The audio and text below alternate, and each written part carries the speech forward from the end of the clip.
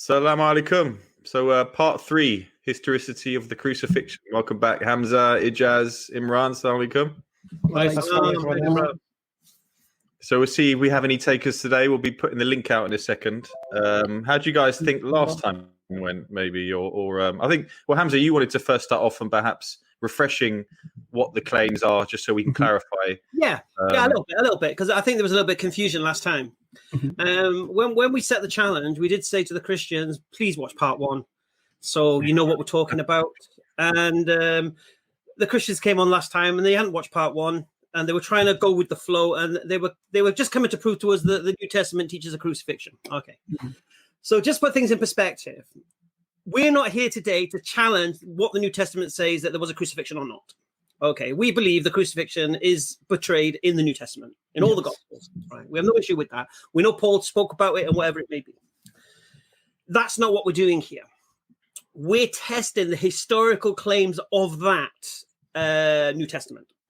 So we know the New Testament says it, and we're testing whether or not that matches what history teaches. Now, the reason we're doing this is because the Christians have this notion that because the Quran denies a crucifixion in this sense, that the Quran is on the wrong side of history, that the Quran is historically incorrect, because the New Testament and the Church Fathers and all of these non-Christian sources and these Br Ijaz and all of these other sources all support the historical reality of a crucifixion. Okay. Yes. So what we did, if you haven't watched part 1, we challenged the claims of Josephus, we challenged the claims of Tacitus and Lucius. We looked at what does the actual New Testament say. We looked at the discrepancies. We looked at how certain events seem unhistorical due to the fact that they will go against Jewish law. These are the things that we're dealing with here.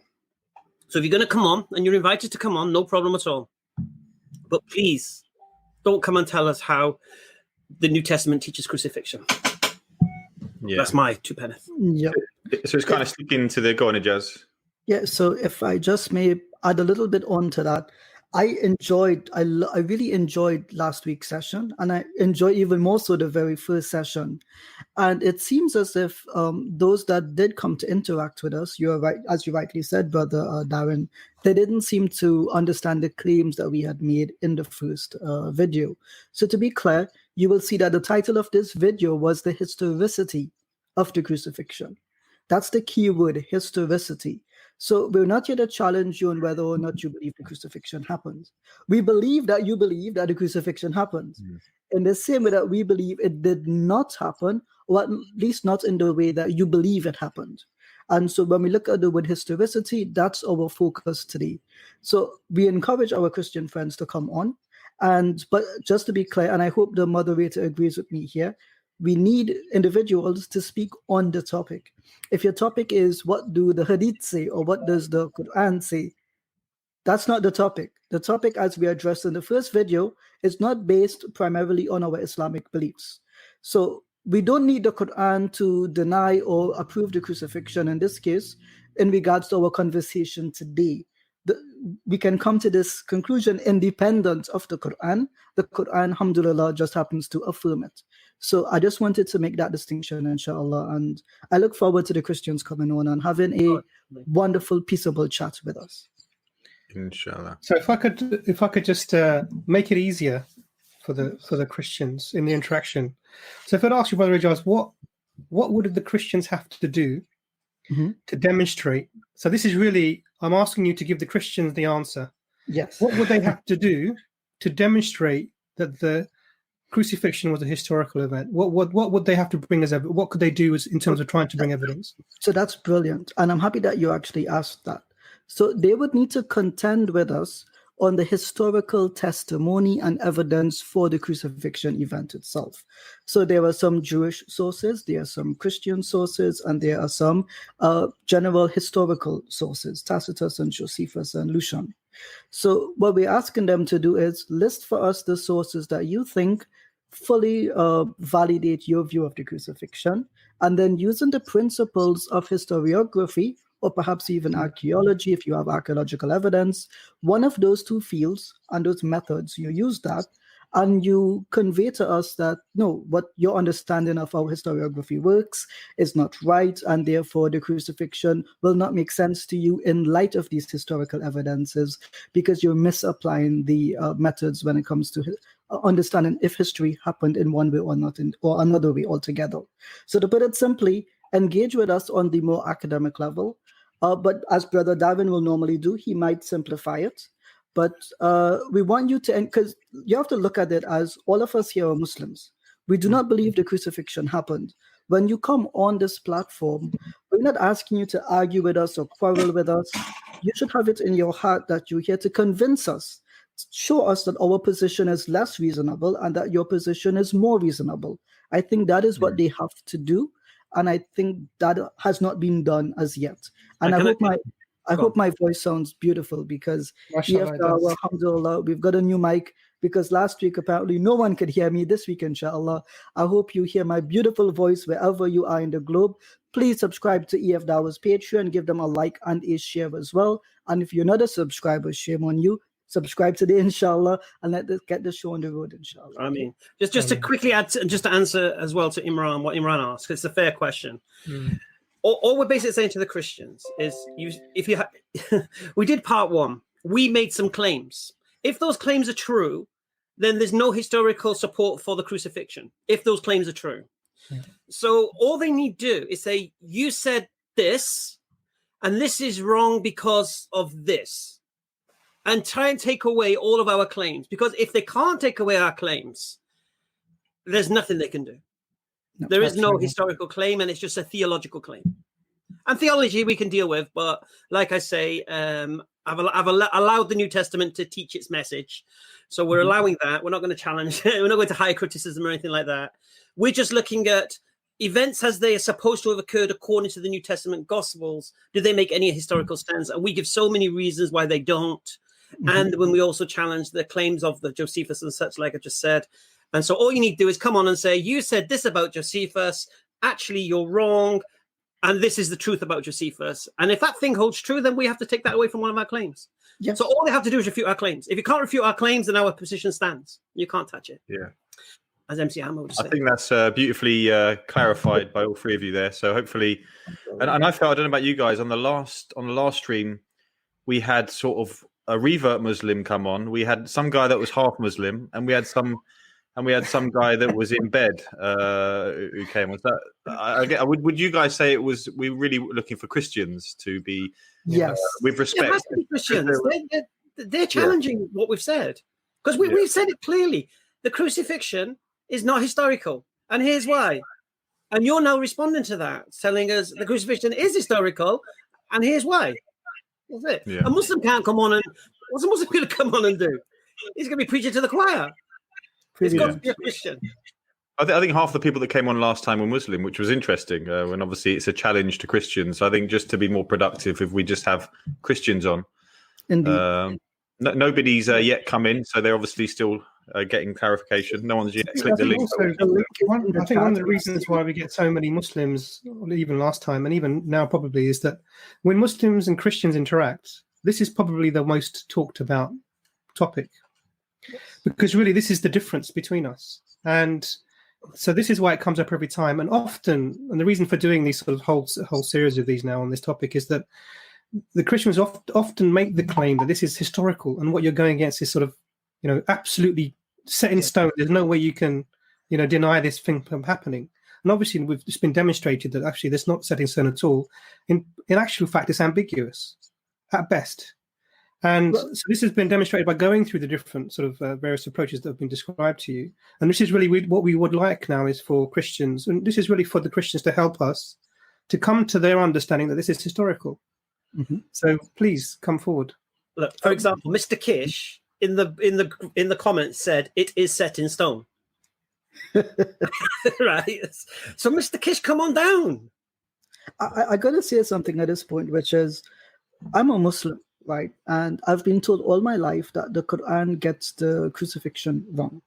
I've been told as an adult that Muslims don't understand the mountains of evidence, as one recent Christian I spoke to put it in, mountains of evidence. And I asked him one question.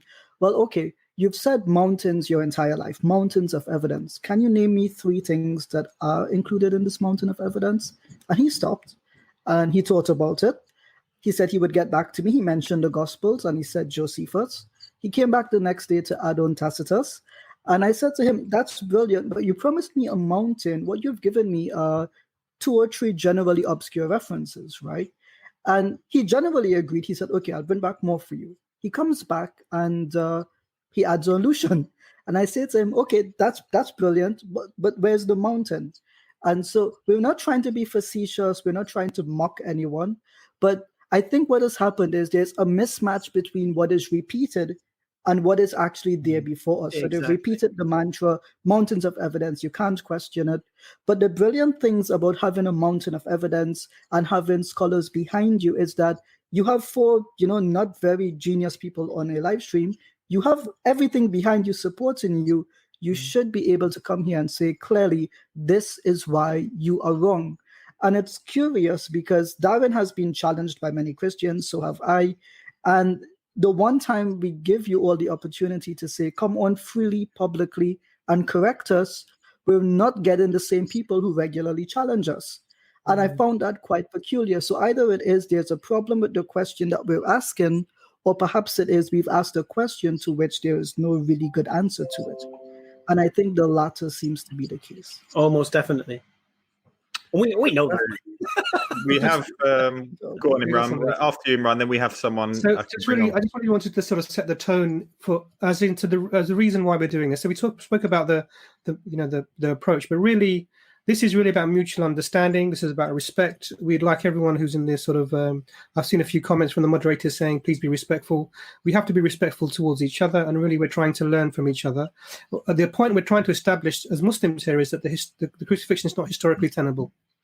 And that's our position. But really, we're trying to do this in a respectful way. There's no sense of mocking or trying to belittle people. We're trying to help our greater understanding. So if everyone can go forward with that spirit, that would be appreciated. God willing, indeed. And I want to echo what he said. Okay, we do have someone in the chat. I mean, after what we just said, he's not Christian and doesn't speak good English. So I think we'll pass That's a good start.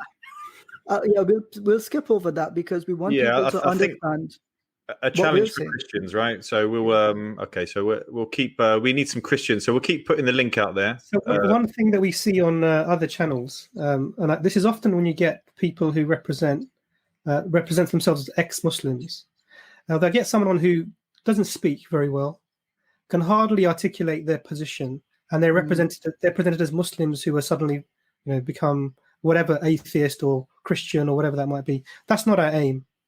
So with all due respect to the person who wanted to come on, if you can't speak in a way that people understand, and you're not even Christian to start with, then you haven't got a horse in the race. So, wish you all the best with that. But that's not what we're trying to do. We're trying to accurately represent the views of Christians, which is why we want Christians to come on and please represent yourselves. I don't want it, and just to echo Dr. Imran, I keep saying brother, I'm not sure why, but he is a brother to me, but he's also a doctor of love. Let me just mention that. So I do love him, alhamdulillah. So normally other channels would look at that individual who volunteered themselves and jump and give him a spotlight. But our goal is not to mock or to speak down to anyone. And we want to have real, actual conversations with reasonable people. And we don't want to have anyone to have a disadvantage. And I can tell you, when I was with EFDawah at the park, there was actually a process we went through. Can this person understand what we're saying? Can they be understood? Are they lewd or vulgar? Are they reasonable? Are they just going to storm off during mid-conversation? Are they going to scream or shout? So we try to have reasonable people on camera because it would be far too easy to put all the angry and irrational people just to get views. But the goal is not YouTube views. The goal is dawah for the sake of Allah. And that's why today I'm on EFDawah.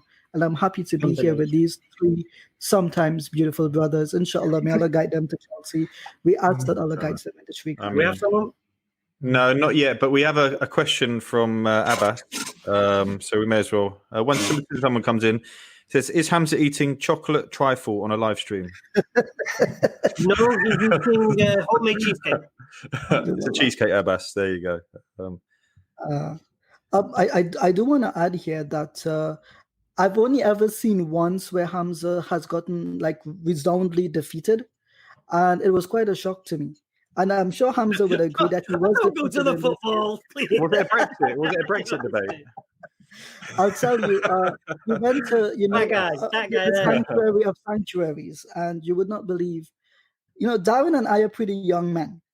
We love football. We live and breathe football. Clearly, I'm wearing a very beautiful shirt, as Darwin would agree. But what surprised us was that Dr. Imran blindsided us completely. He actually demolished us to our faces. And I remember looking at Darwin, because Darwin had been going on all day. I've got a really powerful shot. He has all the power, but little accuracy.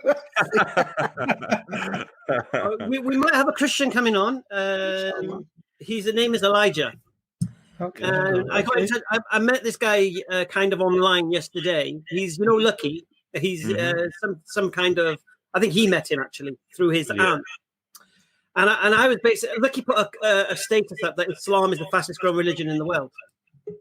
And his aunt in response posted a link saying that Christianity is the biggest religion, as if the two have anything to do with each other, right? So I just basically said, well, to be honest with you, the Catholics don't recognize themselves as Christians, and the Protestants don't recognize Catholics as Christian anyway. So you can't really say they're all the same. But even if you could, it means nothing anyway. But anyway, Elijah was on my side against his aunt, saying Catholics are not Christians and all of this, right?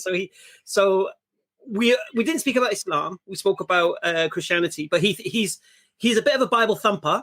He said he was going to use the sword of the book on the aunt. So he may be coming on. He's here now, Hamza. So I'll bring him on. Perfect. Welcome, Elijah. Welcome to the stream.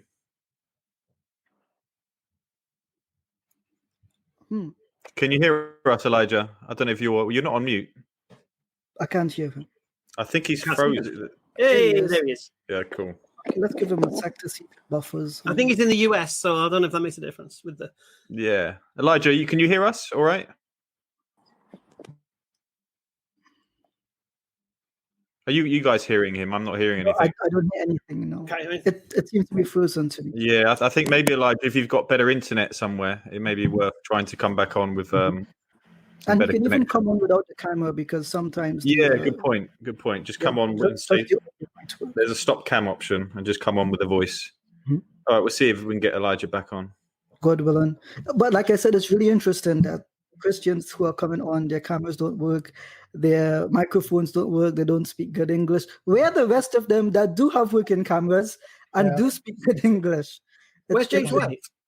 Where's Jonathan McClatchy? I heard. Where's Sam Shimon? Where's David Wood?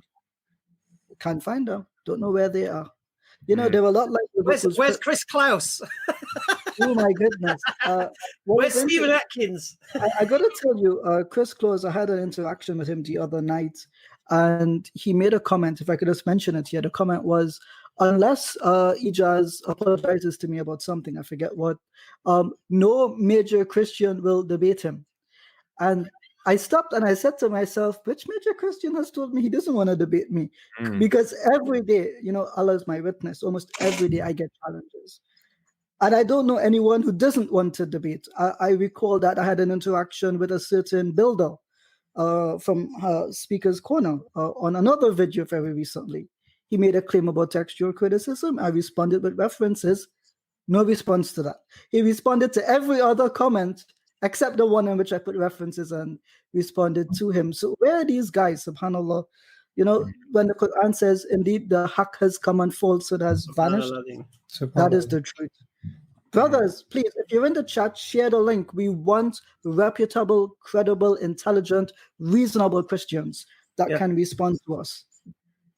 And the other thing actually is very interesting is it may be the situation like we had with this claim about 5,000 manuscripts proving evidence, and then when this was sort of looked into in detail, all of these are late. I mean, there's nothing in the first couple of centuries, 3 centuries, and everything else is very, very sort of late. And I think that argument now has become less and less popular. We don't really see that very much. And it might be that this is one of those things about the historicity of the crucifixion that has been sort of peddled a lot. And actually, the vast masses of the Christians accept this without having actually looked into it. And it might be that they're having difficulty in responding, which is reasonable, which is fair enough, which is what we'd expect from our perspective. So although we're saying reputable academics, we really want the people who make this claim to come forward. But if you're in the sort of comments and you've always believed this, it would be useful to know sort of why you believe it. If you want to come on and say, look, I've been told this and this is what I've done, and then you can give us your response to the things that we've presented. Were you aware of the fact that Josephus is so late and his work, for example, is written is disputed in terms of what was said, and all of the other sort of things that we've looked at in terms of historicity? By all means, come. I mean, we're not horrible. We're here to have discussion, and we're really here to try and sort of educate and learn as well. If you got something to teach us on this topic, this is what we're really here for. Yeah. So if you're the people who are making the claim are not coming forward, then feel free to come forward and discuss with us, please. Indeed. So a lot of because here's the thing. You see, if there's no historical support for the crucifixion, the crucifixion is the fundamental part of Christianity. Without a crucifixion, there can be no resurrection. So if there's no historical support, all you've got left is the theological support. And that will be our next agenda. So right now, we're just dealing with the history here. Yeah. When we start challenging the actual theology, that's when you're going to have big, big problems. Right now, we've made it so easy for you. This is the thing. Yeah. There's so much evidence, so much things in history. What's do I keep hearing? It's the most attested thing or something in history. Yeah, the crucifixion of Jesus occurred. I mean, come on. The Christians reach out to Br Ehrman to support them in this cause. Look, even Br Ehrman agrees. Come on. Can't be that hard. If people have, like Ijaz said, if people can share it amongst, if you're in any Christian groups, share it. Say the EFDawah guys are put out a challenge. Because just to be clear, they've had 2,000 years to collect the evidence and develop the science behind the history behind it. So, 4 lads on a YouTube stream should not be this difficult to respond to. And just to settle something, a lot of people tend to think that we sit down and we're not actually studying and reading. So here is a lovely book I've been reading from an atheist, a rule book for arguments, and I found it to be brilliant. Look how small it is. It's a handy, nice resource. You can read this in about half an hour and walk away with much stronger, robust arguments. I got this one yesterday with my mic, alhamdulillah. A concise guide to New Testament textual criticism by a Christian. So we're reading from your sources. We don't sit down and go on Google and say anti-Christian explanations or reasons as to why the crucifixion didn't happen. We're sitting down and we're reading from your sources because we want to deal with you reasonably and fairly. We don't disagree out of spite or hatred, but out of reason primarily and revelation. Brother Jordan, is there anyone in the chat? There's no one at the moment. So I can see Christians in the comments. Yeah, we've got comments and we've got 5 dislikes on the video. So there's no point in just disliking it. I think the dislikes came before. There's no point in disliking it and then just going. Jump on. And yeah, we've actually got someone in the chat, and then we've got Mary here. So okay. I will assume Mary is a Christian. Let's see. I hope so. Welcome, Mary. Hi, Mary. Can you hear us? Can you hear us, Mary? Yes, I can hear you just fine. Hello, Mary. Can you hear me? Hello, Mary. We can hear you loud and clear. Yeah. Yes, I can. Mary, I think you've got a YouTube link. You've probably got a couple of links open. If you close one of them, because we can hear echo back.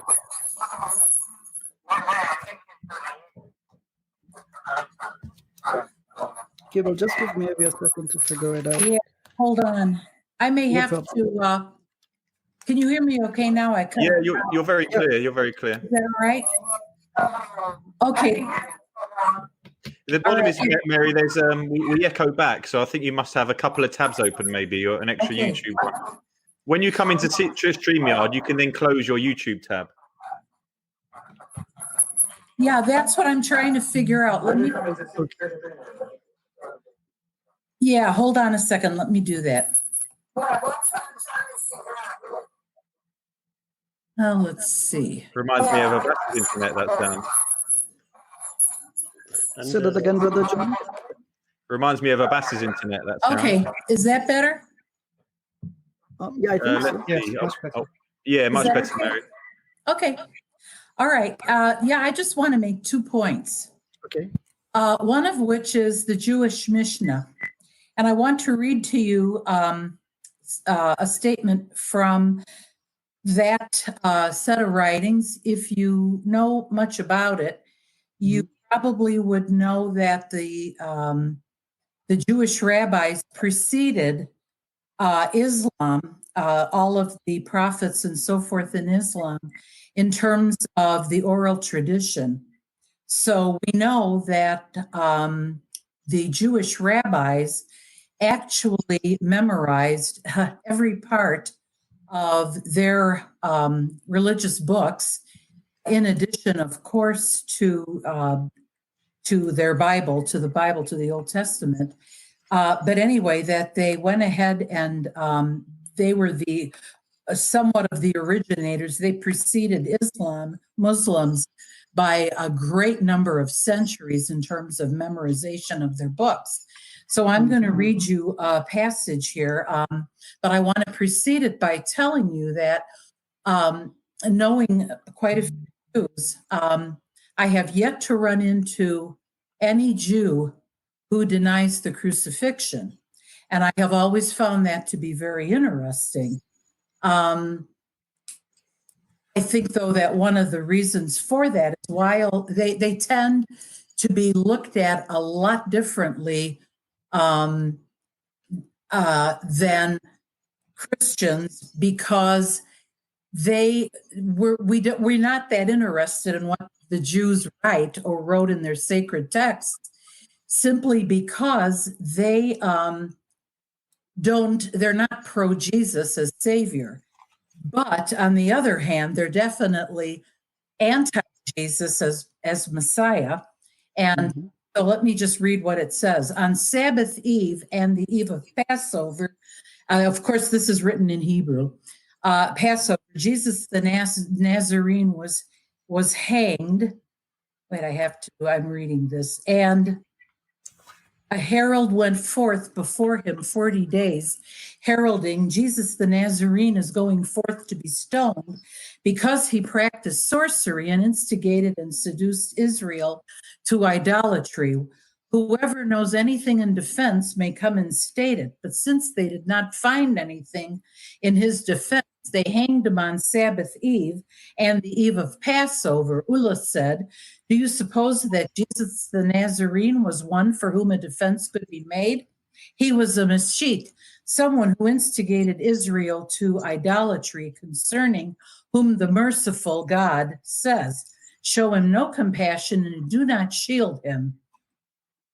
With Jesus the Nazarene, it was different, for he was close to the government. So that I just wanted to present that one angle as being a historical document, but I wanted to just make one more point. What precedes and actually shoves away every bit of anything historical, and I'm speaking especially to Ijaz, but more so to Hamza, is faith. Faith is the reason I cannot believe in Islam. And that's all I have to say. Thank you. Can I just respond very quickly? I was reading about this today. I'm just trying to find exactly where I read it in this book, right? About the Mishnah, yeah? Mm-hmm. And you just said that's historical. But that said he was going to be stoned. But at what? It said the herald said for 40 days he's done sorcery, he's done this, and he's going to be stoned and then hung on the gibbet. Yeah. So do you believe it's historical that Jesus was stoned? No. But you just quoted this as historical. No, because if Jesus, you have to consider what court actually tried Jesus. It wasn't even the Sanhedrin. Wasn't it? No, it wasn't. It was the high priests. Right. Let me ask you a question again. Sorry, I think you misunderstood my question. Mary. You just quoted the Mishnah as if it's historical. And that says he's going to be stoned 40 days prior. So this is 40 days in advance of his death, right? And we don't see this. So if this is historical, you believe Jesus was stoned. If you don't believe Jesus was stoned, well, then this is not historical then. No, you have a very strange argument there, Hamza. And let me tell you why that is. Go on. Because you are not understanding Jewish law, Roman law, and all of the pieces of the relationship that existed between the Jews and the Romans. I'm reading about it You all day need today. to study why Jews would be stoned and understand that that stoning in this case would not apply to Jesus. He was turned over to the Romans instead. Sorry? You were saying, who told you that? The Romans are the ones who actually carried out the crucifixion. So who tried him? He was tried first just by priests of the Sanhedrin. It Right. was 2 in the morning. Okay, When but that was illegal according to Jewish law. Pardon? That's illegal according to Jewish law. What's illegal according to? You can't try somebody at night. You can't try somebody in secret. They weren't trying him. They weren't trying him.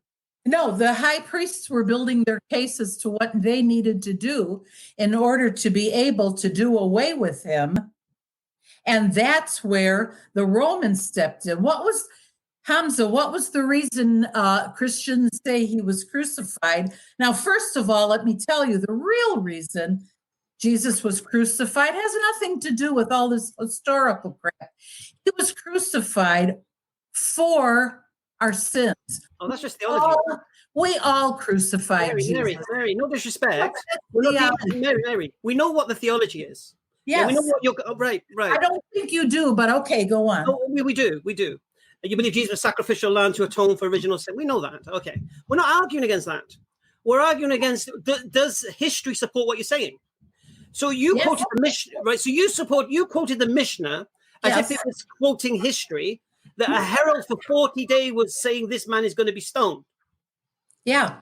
Right. Why wasn't he stoned? Did anybody come forth from that? But what was the herald saying he was going to be stoned? Okay. So what was the herald saying he was going to be stoned for?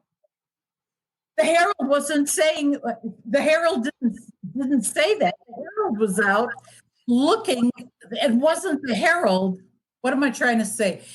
We're not talking about a personal opinion of the herald. We're talking about who set it up behind the scenes. And what we're talking about are members of the Sanhedrin, some of the high priests, but certainly not the Sanhedrin itself. And the reason for that is because if Jesus really had been tried by the Jews, he would have been tried in an area, in a room that was called the Hall of Stones.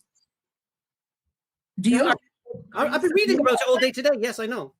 Okay, so my point is that in order to find him, to figure out a way, they interviewed Jesus and they determined that they needed to get rid of him in some way.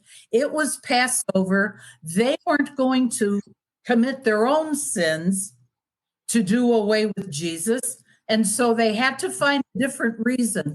The Romans crucified Jesus because he was a political threat. They were afraid of an uprising. Who was more a political threat, Jesus or Barabbas? Jesus was. Barabbas was a rebel leader. Jesus, where does it say that Barabbas was a rebel leader? It doesn't have to say it in the New Testament, does it? Does it say it there? Or does it have to? Well, of course, it says he was a thief.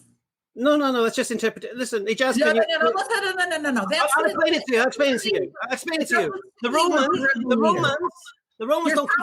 You're throwing in lies. Why are you doing that? I'll tell you why it's not a lie. Because the Romans didn't crucify thieves. They crucified rebels. They didn't, but they crucified rebels, people who were leading large insurrections. Why on earth? Rebels. Why on earth did the Romans come after Jesus in the garden? They didn't. If I may answer here. with an incredible number of soldiers. They didn't. Why If did you they read do it, it was that? guards from the temple. If you read it properly, it's guards from the temple. Guys, Should do you we mind get if I- Ijaz? Ijaz, Yeah, you go want on, to come Ijaz. in? Yeah. Kind of So- I off want to find what I was reading. You're off topic there, but my point is that What? I'm what? you were off the topic there. But I'm on the topic. You said the Romans arrested him in the garden, and I said no. It was the Jewish priests and guards that arrested him in the garden. But that's not you're interrupting me. The point I'm making is that it wasn't one soldier who came to arrest him. It wasn't the Romans. It was Why on earth would they come after one man with they didn't. section of the Roman army? Why? They didn't. The Romans didn't come to the garden. The Jews did. That's why they took him to the house.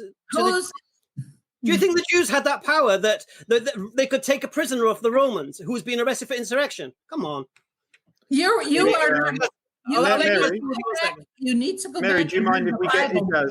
But my point let me is mute, I presented my Sorry, Mary, muted you for a bit. Ijaz, if you come on, Mary, you've been muted. I just want to hear what Ijaz has to say, and then I promise you, we'll get back to your point as well. Indeed. So I just want to mention here, Mary, if you can hear me, in Mark chapter 15, verse 7. Now, a man called Barabbas was in prison with the rebels who had committed murder during the insurrection. So the New Testament does mention him as a rebel. I have it here. I'm reading from the Greek New Testament here. So that would be Mark chapter 15, verse 7. Incidentally, I believe Tacitus actually mentions that the people were generally only sent to crucifixion for being rebels and committing high crimes. So he would not have been crucified for being a thief alone. So it has to be coupled in with at least one other charge, and it has to be rebellion. So I would disagree with you on that. Generally, though, I have to reject what the rabbis say, because if we presume that what they say is true, then Jesus, committed sorcery and he did idolatry, or at least he taught idolatry. I do not think that Jesus, the Messiah of God, would teach sorcery or idolatry. So I would question this statement. If the presumption is we should accept whatever the Jews say about him, do we take that position in what they say about his mother, for example? So just generally, I think what Hamza was trying to say was that your point, as you made it, contradicts the historicity of the event itself. Mary, you please feel free to respond. I don't mind you laughing, it's okay with me. So please engage with what I've said, if possible. Yes. Well, Ijaz, you are totally off the point. The point you guys came on and said we're going to talk about is not about what the Jews said about Mary, and it's not about what the Jews said about Jesus. What you said the topic was proof, historical proof that Jesus was killed. Crucified specifically. But Mary, then your point becomes... That is what the Mishnah says. Okay, brilliant. But Mary, Okay? Any of that other stuff is off topic for what you said you're talking about. Okay, so Mary, just work with me, right? You're telling me that what the rabbis say is historically reliable, yes? That's why she's quoting it. Yes, and the other stuff about Mary and all that, but let's just pause there. So let's just pause there. So you're telling me it's historically reliable, we can trust what they say, but you don't trust it when they speak about Jesus in other areas, just in this one area. When we have to consider the reliability of a source, if they're mistaken in so many other places, how can you ask me to put my trust in one statement then, if the rest of what they've said you would necessarily disagree with? Can you help me work out the machinations of your thought there? Your thoughts? Well, since you completely eliminate all the other sources, and those are not being spoken of within this context, my answer would be that there certainly was evidence for the Jews that Jesus that they killed Jesus. Just like I read about Muhammad and him going to heaven on a steed, and I don't see any historical evidence about that. Just and to be the clear, only one who writes about it was Muhammad. It isn't anywhere else. I mean, just to be, come on, guys. just to be clear, Mary, I think that's a bit of an equivocation, because Paul also said he went up to heaven, You don't 2 like Corinthians chapter 12. And no, I don't believe that you reject the historicity of that, right? So if Paul did it, Muhammad, peace be upon him, did it, that's irrelevant. We're focusing on the historical sources about Jesus, right? So the question I asked you still stands. If I can't trust the rabbis and what they say in the same work, mind you, from the 3rd century, then why should I trust everything else that they do say? You need to give me a reasonable argument in order for me to be convinced. I want to understand your position. I don't disagree with you because I dislike you, Mary. In fact, I think you're quite polite. May God reward you for being kind in your tone and cheerful. I appreciate that. So please help me. That's what I'm asking, because I am interested in seeing where you would like to take this. Well, Ijaz, I guess the only thing I can say is that my faith does not permit me to believe in Islam and to believe what it says in the Quran. And what I also know is that there's scripture in the Bible where it actually states that those who are Christians are chosen by God. Perhaps the reality, guys, is that none of you are chosen by God to be Christians. Could I ask you a question, Mary, if that's okay? Sure. So I think, Mary, you started off by saying that you were going to refer to the Mishnah. Yeah. And I just wanted to ask you that when was this oral tradition written down? When do we have our copies of these manuscripts of the Mishnah? When do they come to us? It was all oral tradition. I believe it did not. They decided to write it when the Jews were expelled out of Jerusalem, out of Israel, and when they were dispersed all over the place to different locations. So I believe that is when the oral tradition actually became written. I'm not an expert. I don't have any YouTube channel on anything. I'm just an old woman. I respect you, and I thank you for answering that. So the question then follows is, when the writings that we do have that come from the Mishnah, when are they from? So if you look at the manuscripts that we have. Oh my gosh, when they began to write them down, they wrote down everything that, I don't know, I think it began in something like, was it the book of the law, I think was 500 years before Christ. And then it continued after that. That's when the Sanhedrin, the one that I'm referring to.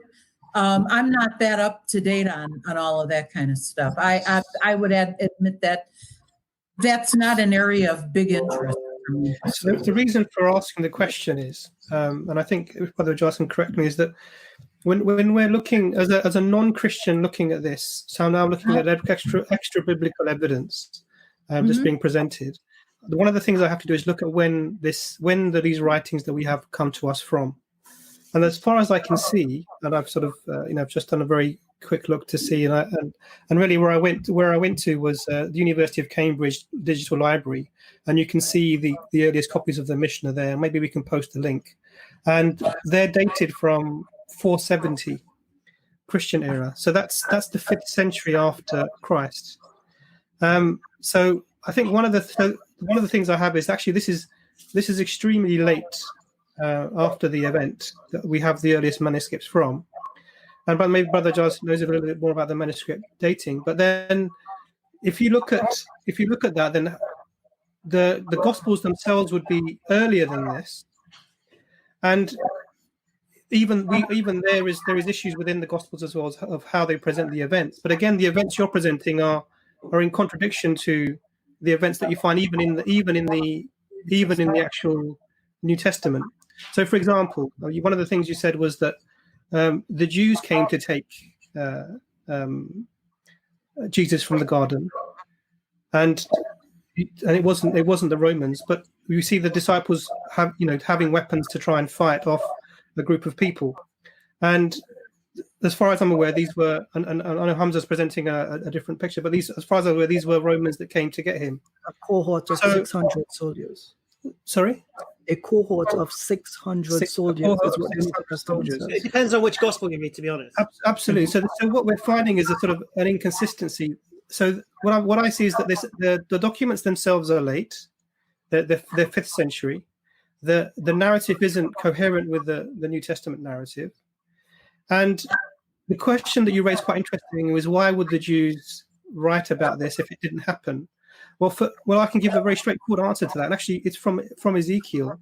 The prophet that's killed is a false prophet, and this would be enough of a motivation in the eyes of those people who reject Jesus. Because Muslims, we don't reject Jesus, peace be upon him, we believe him to be the Messiah sent to the Jews. In the eyes of the people who reject him, this would be a sufficient motivation to record somebody being killed. So for me, on 3 different points that it falls down. So the narrative isn't coherent. The motivation would be quite clear why to write this, and the manuscripts, as far as I'm aware, are quite late, for 5th century or later. So for those 3 reasons, I think the historicity isn't clarified or sufficient for me to accept it. But maybe Brother Ijaz knows more about the datings than I do. I have one more angle, sorry. Going back to the Mishnah. Because the first thing we have to understand is that Jesus was a common name. So it could be referring to a different Jesus who was stoned and crucified. And I'm just reading, there was a Jesus Han-Nazio, or Jesus Ben Pandera, who existed before the historical Jesus we're referring to. So the Mishnah could be referring to that particular crucifixion. Because here's your problem with this, Mary. If it's historical, then Jesus would have had to be stoned. If he wasn't stoned, what we're talking about is either not historical or it's referring to somebody else. And I don't think it supports the crucifixion as Christians believe it is historically, looking at the evidence. Okay, well, to each his own. I'd like to sign off and hear you interview some other people, which I guess are waiting to talk. I thank you for giving me this opportunity. And like I said, coming on, Mary. Isn't it all about faith, folks? No. Well, for me. Faith is where it's at for me. Faith is, if you believe in God, you certainly have to have faith. Well, it depends on your reasons, what you believe. Bye-bye. Bye, Mary. Mary. So, brother, we've got John. Sorry, go on. Brother Jordan.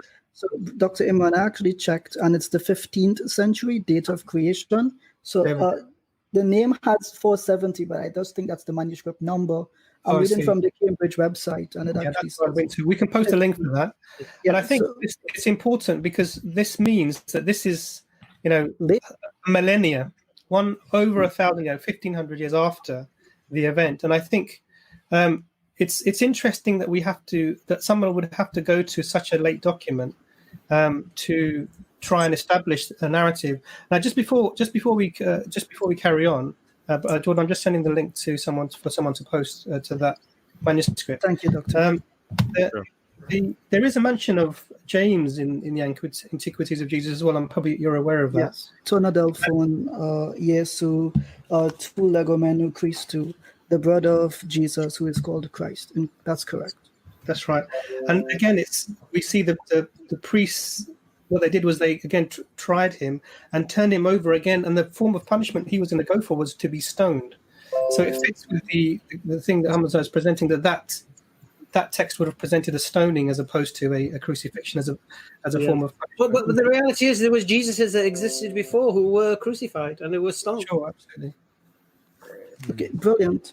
Who do we have? So we have Jonathan is next. So welcome, Jonathan. Arul is also here.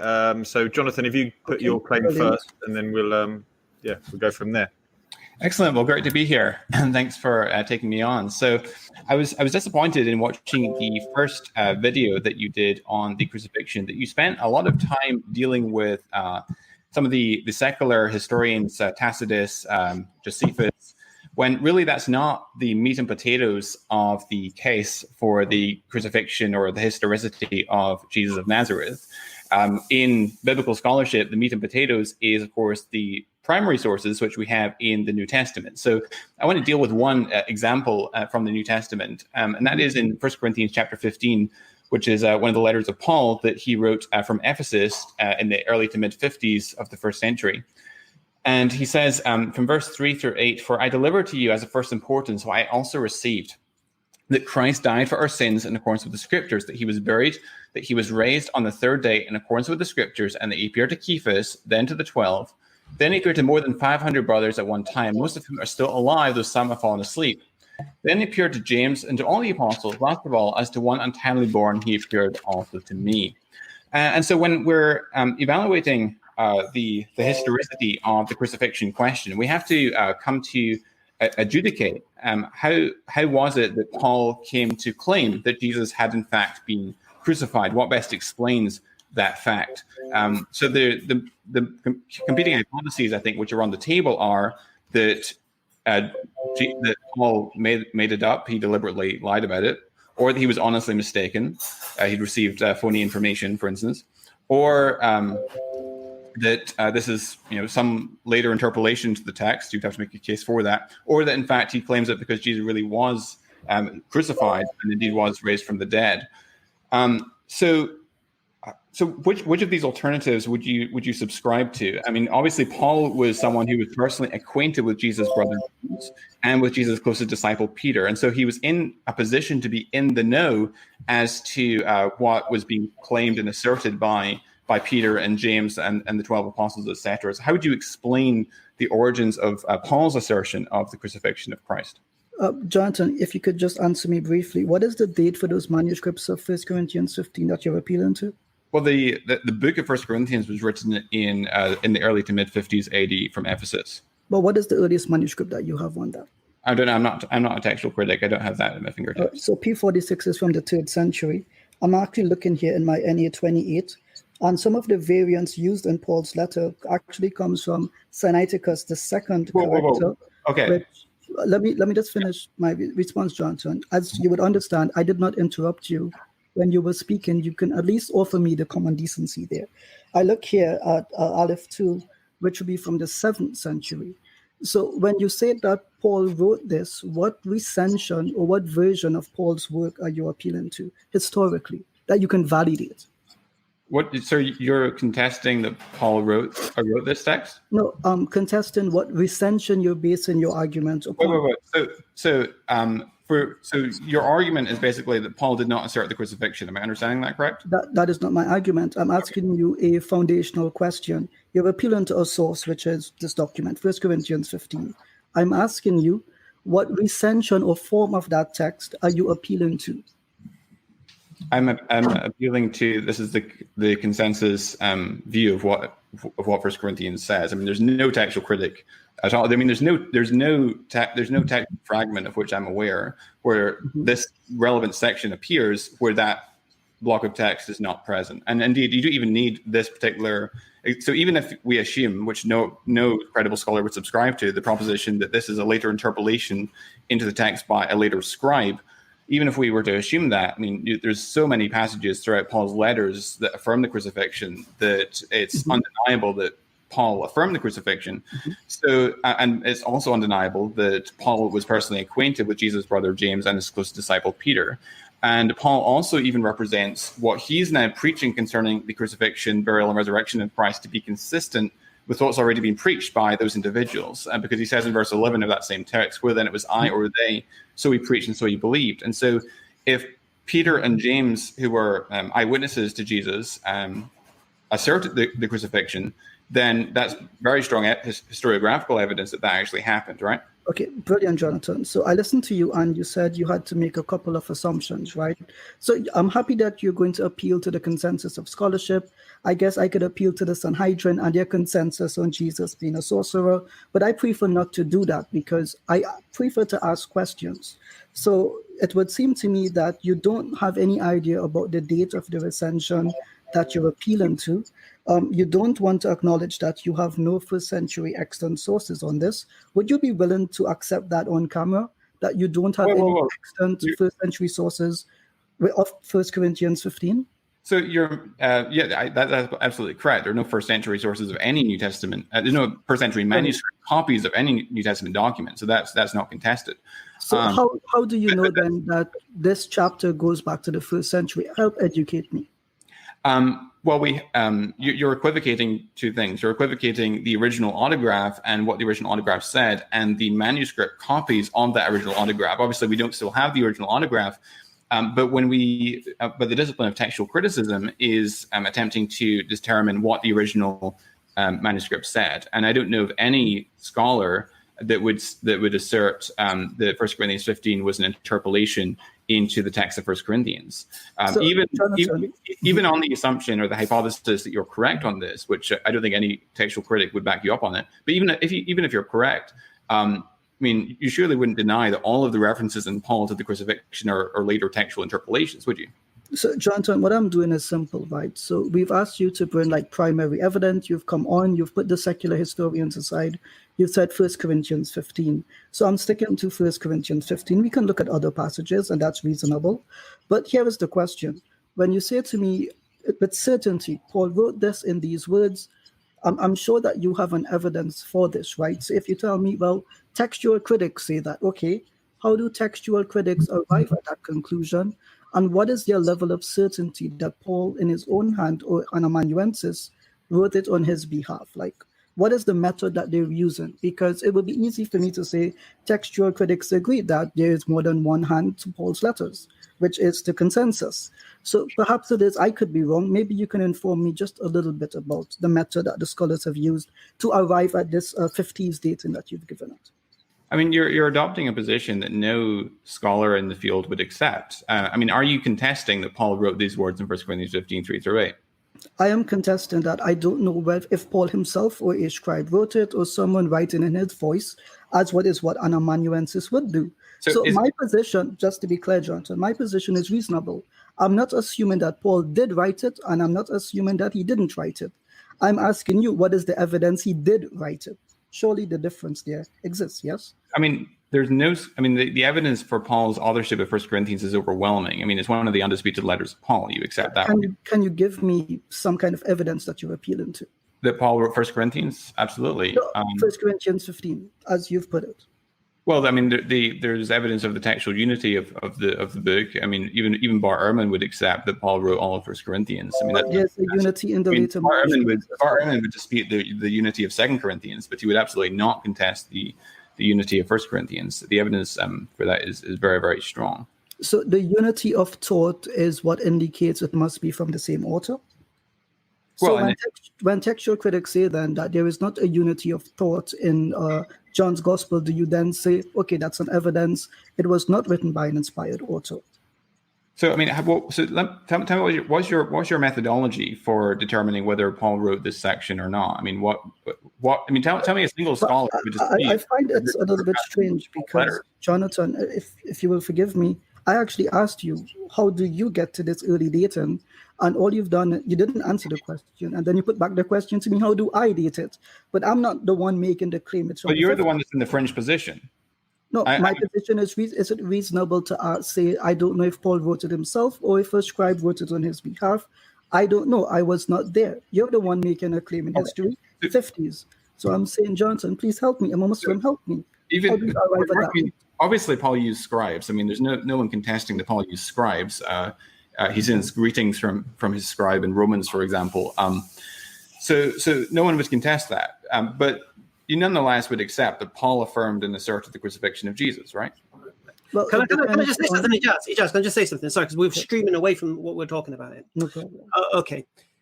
See, you're assuming what Paul says is true. You're assuming Paul never lied. You're assuming Paul never made mistakes, and what he said must have actually have happened, or he may have thought it happened, or he may have heard it may have happened, and it may not have. May have. Okay. We did start this whole stream by saying this. Please don't come on and tell us what Paul said. Yeah, we're going to do a whole stream on whether Paul is a reliable source of information. We're going to do a whole stream on whether the New Testament is a reliable source of information. We've been very generous with the New Testament so far. Yeah, so we're not testing whether or not did Paul, the textual criticism, the higher criticism. We're not even going there right now. Like I said, we're just testing the claim of the Christian with regard to crucifixion. Looking at, and you talk about these secular scholars. These are the secular scholars that Christians bring to us. These are the three names that reel off the tongue as soon as we start talking about the crucifixion and its historical nature. So don't act like we've brought the scholars. The scholars are presented to us. We've just batted them out the park, right? So now what we're doing, we're looking at the New Testament and what the New Testament says and whether that goes along with historical lines. Yeah. Now, whether Paul thought there was a crucifixion or not is irrelevant because Paul wasn't there.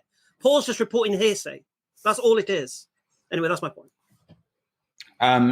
So when you say that Paul is reporting hearsay, I mean, he's someone that's much closer up to the facts than Josephus, Tacitus, and that you mentioned. And was he there? No, he wasn't a witness to Jesus. So he's not reporting his own testimony. He's speaking with people who are, which means that he's close up to the facts. Just 1 second. We don't know guys. what he's reporting. Hamza, if I may, I just have a question for Jonathan. Paul was persecuting Christians according to your belief, Jonathan. I would assume you agree with me on that. Right. And what did it take for Paul to affirm that Christ was the God Messiah? What did it take? Well, Jesus appeared to him on the road to Damascus. So I would imagine that he would have heard Christians and Jews generally speaking about Jesus, passing through their villages and towns, the crucifixion, and none of that seemed to convince him. What convinced him was a physical, allegedly, or personal encounter. So when we appeal to the historicity of something, Paul's experience is not grounded in history, as you would agree. It's not something he was convinced by. He became convicted in his faith only after a personal encounter. Now, to be clear, I've met many Christians who said that Jesus have appeared to them, but I don't operate under the assumption that their claim is based in factual history or some kind of objective form of experiential validation. So on this point, I think what we're trying to get to is even Paul himself did not come to believe on a historical ground. He came to believe on a personal encounter ground. And I think that differs with the topic that we're presenting today and with the claim that you're making. Is it perhaps, do you have some kind of evidence that Paul was convicted first in his faith with historical evidence, or was it that he was convicted first with the personal encounter as he gives it? The point is, though, that most this particular text that I mentioned in 1 Corinthians 15:3-8 is regarded by many scholars, as you know, I'm sure, to be a creedal tradition that Paul's passing on to the Corinthian Christians. And I think there's debate about as to exactly when Paul received that creed. Some scholars say that he may have received it 3 years after his conversion during his visit to Jerusalem in Galatians 1. I don't think the evidence for that is conclusive. But in any case, it mentions, he says in verse 11, whether it was I or they, so we preached and so he believed. And so he seems to be representing his message, which includes the crucifixion, as being consistent with what's already been preached by Peter, James, the 12, etc. And we also know independently that the Corinthian Christians were acquainted with the preaching of Peter, because in 1 Corinthians 1, they say, Paul chides the Corinthians for having divisions and factions in their midst. Some say, I follow Cephas, others Apollos, others I follow Paul, others I follow Christ, and so forth. And so the Corinthians are acquainted with Peter's preaching, and Paul seems to be representing this proclamation of the crucifixion as being consistent with what's already been preached by these apostles. And furthermore, in the book of Acts, which is written by a traveling companion of Paul by the name of Luke, he was 1 second, Johnson. I think we're getting a little bit away here. Yeah. So your source that that the church in Corinth, which is not in Judea to be sure, so they would not have been witnesses to the crucifixion, is Paul himself in that same letter that you're appealing to. That seems not to be an independent source. So it would be easy for Paul to say, yes, you're acquainted with Peter. Obviously you are. And he writes this to the church in Corinth. And that is your evidence. Is that what you're telling us? Yeah, Paul represents his message being consistent with that of Peter and James and 12, and it also indicates that he received this, right? He's passing on what he's also received, which indicates that Paul's belief about the crucifixion reflects that held by the other apostles. In particular, that's what Paul says, right?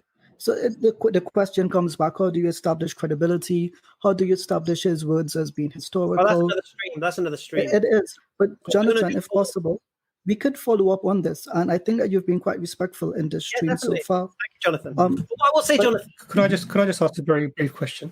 Okay, sure. Hi, Jonathan. Just a very brief question, because obviously I'm not as into the sort of academia of this. So let me try and understand. So you're referring to Paul, and as far as I know, Paul wasn't a witness to the crucifixion. Is that correct? That is correct. Yeah. Mm-hmm. Okay. So from that then follows. So then you say that he was relying upon the testimony of the 12. Yeah. So of those disciples who have written gospels testifying to the fact that Jesus was crucified, that then we could refer to check his understanding was the same understanding as theirs. Sorry, I'm not sure if I'm understanding your question. You're asking which of the four gospels. So what I'm asking is that obviously what we're looking for are, because the claim made to Muslims when they're interacting with Christians is that there are eyewitness testimonies, so people who saw the crucifixion. And when we ask for the eyewitness testimonies, what we get are people who are writing about other people telling them that the crucifixion happened, which is clearly not an eyewitness testimony. It's a recording of another person's testimony. Do you understand? So, for example, in a court of law, they would call that hearsay. I'm not saying that we should have that same standard or stringency when applying our discussion, but what as the claim that's made to Muslims, and I'm happy if that claim is maybe downgraded to maybe, okay, we have a collection of writings of what people around the time said had happened, which is different from saying we have eyewitness testimony. So for me as a Muslim, when I discuss this topic, the thing that always often thrown at me is that we have eyewitness testimony. Now, for me, that means we have writings from people who saw the crucifixion with their eyes and they wrote it down, and that's what we have presented before us. So even though you bring Paul, I don't think he doesn't fall into that category.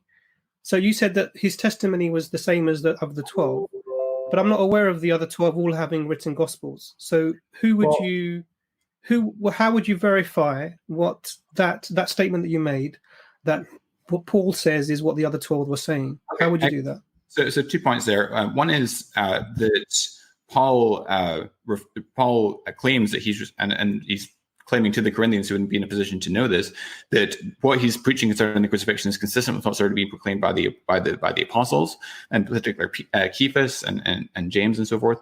And so we have to then evaluate and adjudicate, okay, so what is the best explanation for that claim? And secondly, you're actually factually incorrect that none of the 12 wrote gospels. At least John the Apostle, for example, wrote the gospel that we find in the New Testament. And he was one of the people who was actually a direct witness to the crucifixion. In fact, Jesus from the cross entrusts the care of his mother Mary to the beloved disciple.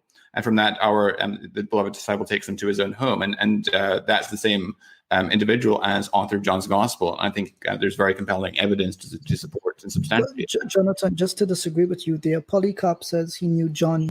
He narrates from the Johannine epistles, but never the Johannine Gospel, not one statement. So it's kind of funny that you would affirm that the historical Christians knew that John wrote the Gospel, but the one guy who was his direct student never quotes him from his Gospel, even though it would have been existent at this time and fairly well read. So I think it's more of a misnomer to say that John wrote John. I get that you have your arguments for that, but I just think it's unusual that Polycarp, of all people, never quotes that gospel once. Well, I mean, it's interesting. I mean, the early church rather witnessed to that. It wouldn't be my primary argument, although I do think it's a significant part of the evidence. But the Irenaeus does mention that John the Apostle wrote the Gospel of John from Ephesus. And he gets that from Polycarp, who was quoting Polycarp, right, whom you just mentioned. Right, and so Polycarp never quotes the Gospel of John. So the link that you're making is Irenaeus knew Polycarp. Polycarp knew that John wrote the Gospel, But that last part of the argument has not been demonstrated. It's an assumption. It's not. I don't think that is conclusive on its own, but I think it adds to the cumulative but evidence. You did appeal to Irenaeus. When we do when we challenge Paul whether he's authoritative. Can I just follow up one question, please? Is that all right? I just want to follow up something. Sure, sorry, Hamza. I'll let you carry on after that. I just want to follow up on the point. So what my question was, it wasn't really. I wasn't saying that none of the gospel writers had written none of the disciples had written anything down. I mean, you referred to Paul. What I'm saying is, were they witnesses to the crucifixion? And obviously, there's, you said the 12. So we have 12 people's possible writings that we could sort of all refer to. And you sort of, the thing that we understand from the narrative is that none of the disciples, in the narrative, in the sense that it records that all of the disciples forsook Jesus and fled. So they weren't present at the time of the crucifixion. And this is so that what you're saying to me sort of contradicts, as far as I'm aware, contradicts the narrative of them being witnesses to the crucifixion. But then you bring me, from the disciples that you could possibly bring me, you bring me John, and already Brother Ijaz has spoken about John. But obviously, different Christian scholars have given different identities for the writer of this gospel.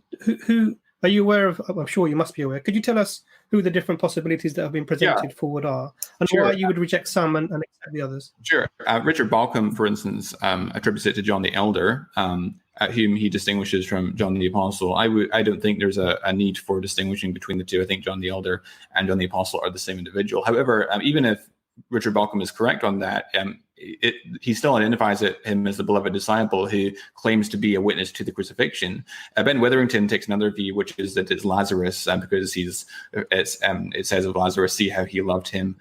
And other people like Bart Ehrman say it's anonymous, and we just don't know. We don't have any clue who wrote it. So I personally think that John the Apostle is the author. I think we can make a good argument for him being. For the author being the beloved disciple. I'll just run through one of them very quickly. And that is, if you go to John 18, verse 10, we read about Peter cutting off the ear of the high priest's servant. It says, and Simon Peter, having a sword, drew it and struck the high priest's servant and cut off his right ear. The servant's name was Malchus. Now, John is actually the only gospel to mention the name of the high priest's servant. And the question then arises, okay, so how does John know the servant's name? Well, if we continue reading and we get to verse 26 and 27, it says, one of the servants of the high priest, a relative of the man whose ear Peter had cut off, asked, did I not see you in the garden with him? And so then another question arises, okay, so how does the author know that the individual who approached Peter was one of the high priest's servants? If we read verse 15 and 16 of that same chapter, John 18, it says, Simon Peter followed Jesus, and so did another disciple. Since that disciple was known to the high priest, he entered with Jesus into the courtyard of the high priest, but Peter stood outside of the door. So who is this other disciple that was known to the high priest? Well, if we go to John 20, verse 2 and 3, it says, speaking about Mary, so she ran and went to Simon Peter and the other disciple, the one whom Jesus loved, and said to them, so it's a disciple whom Jesus loved. And then it says in verse 3, so Peter went out with the other disciple and they were going toward the tomb. Also in John 19:26, it says, when Jesus saw his mother and the disciple whom he loved standing nearby, he said to his mother, woman, behold your son. And then in John chapter 21, verse 24, it says, speaking about the beloved disciple, who is identified as that disciple who is known to the high priest, this is a disciple who is bearing witness about these things and who has written these things, and we know that his testimony is true. So that then explains how the author came to know the name of the high priest's servant. Malchus is the only gospel that gives us that detail. So that's part of a cumulative argument. Brilliant, Jonathan, on that explanation. So what you're saying is that you have to interpret the text to mean that it could possibly be John the disciple. The text itself does not plainly say that. Would you agree that it's an interpretative method you've used to come to that conclusion? So I made an argument, and that's just one branch of the argument, but I made an argument for the author of John's Gospel being the beloved disciple, and then I could make additional arguments for identifying the beloved disciple as specifically John, the son of Zebedee. But irrespective of that case, nonetheless, the beloved disciple is, according to John's Gospel, a witness of the crucifixion of Christ. But Jonathan, we're not told explicitly who that disciple is. I don't imagine that the early Christians sat down and tried to work it out. The point is, you don't have a consensus, not even by the church fathers, who even knew Polycarp, who was the student of John, testifying that John is the one plainly that wrote that gospel. So while I enjoy listening to you forming your argument, the historical reality is that the very person that should know this is Polycarp, and he does not testify that John wrote that gospel. We can work it out by process of elimination exactly who the beloved disciple is, because from the list of those that are present in some of the scenes, including cross-references with the synoptic gospels, he has to have either been Andrew, Peter, James, or John, and he can't be Andrew since Andrew is named in John's gospel. He can't be Peter. One second, Jonathan. This idea of the process of elimination, are you familiar with Michael Lacona's literary spotlighting theory? Yes. So in that theory, just correct me if I'm wrong, it is okay to leave off additional witnesses who would have been there if it does not serve the purpose of the story or that the author intends, correct? Mm-hmm. So your process of elimination is assuming that all the disciples that are mentioned there are the only disciples that are mentioned there. But as your own scholarship recognizes, just because they're not mentioned does not mean that other additional witnesses were there. So it seems a bit dubious to appeal to something that you're uncertain of in the first place. But the point that's being made here is that there's a particular disciple who is unnamed and is called instead the disciple whom Jesus loved. And I'm showing so Andrew's named in John's gospel. Peter is mentioned, it appears in the closing chapter, along with the beloved disciple. James was martyred to be early to have written the gospel, from Acts 12, verse 1, James the son of Zebedee. And so by process of elimination, I think the best explanation is it was John, which is consistent with the patristic witness in the 2nd century. And notice that in the 2nd century, so you've got Irenaeus, who knew Polycarp, who was a disciple of John. You've got Tertullian of Carthage. You've got Clement of Alexandria. Let's just pause here, Jonathan. You've gone back to Irenaeus and you've gone back to Polycarp. But again, they go back to the same source, Polycarp, and he does not say John is that disciple. So you have to make an assumption, a layered assumption, to get to your point, which I think does not make sense. Would you say this is we kind of get the gist here of this, or do you want to carry on? No, we'll end this now. Let her roll on. Jonathan, you'll definitely be invited back on the port. Can I just say this one thing? Sorry, Hamza, go on. I keep interrupting you. It's just a quick one. First of all, could there be more than one author of John, Jonathan? Absolutely. Fantastic. Okay, so trying to tie things in historically is a bit of irrelevant if there's more than one author, because he might know one part, but the rest might be written by an author who wasn't there. Fair enough? Yeah, but although I think that we can... And the second thing is, these secular historians, you actually concede they're not even gravy on the plate, yeah? Sorry, say that again? The secular historians you accept are not even gravy on the plate, yeah? I think that their contribution to the evidence for Jesus, historicity, and crucifixion, etc., are negligible because they only confirm. Thank you. Not even gravy on the plate. That's all I want to say. Go on, Imran. So I just really thank you, Jonathan, for your explanation. So the couple of things that I want to come to mind when you mentioned sort of you believe John as being one of the disciples that was there, is that there is a big disparity between the narrative that we see of the crucifixion that we see in John compared to the synoptic gospels. Which do you hold as being the truer version of events? How do you, because obviously even the statements that Jesus makes, even the spear in the side are sort of exclusive. The spear in the side is sort of exclusive to John. And we see sort of the statements that Jesus makes, where the last words on the cross, etc., are different. So for you as a Christian, when you're trying to sort of reconcile the difference in the narratives, and then we have the synoptics, and then we have John almost as an isolated, complete different with respect viewpoint, would you hold that as being the truer version of events, or would you say that the version of events sold by the synoptics is the truer version of events? What's your take on that? And the other thing I didn't understand, and you can maybe explain to me, is why would John, if he was the author, be calling himself the beloved disciple rather than referring to himself in the first person or even the second person? Yeah, so on the first of these points about apparent contradictions in the passion narratives between John and the synoptics, we need to look at specific examples. I personally, having reviewed I've literally gone through every single example that Br Ehrman's ever published on alleged contradictions, and I do not think that there are any contradictions in the passion narratives that we find between John and the synoptic gospels. I'll give you an example. This is one that is found in Br Ehrman's book, Jesus Interrupted, which I personally think this one's his best example. So I'm not picking low-hanging fruit, but So this is to do with the day of crucifixion between the Synoptics and John's Gospel. As you know, the argument goes that the Synoptic Gospels present Jesus as being crucified on the eve of Passover, rather on the day of Passover, and John's Gospel changes the day to the eve of Passover, the 14th of Nisan, in order to have Jesus crucified at the same time as the Paschal lambs.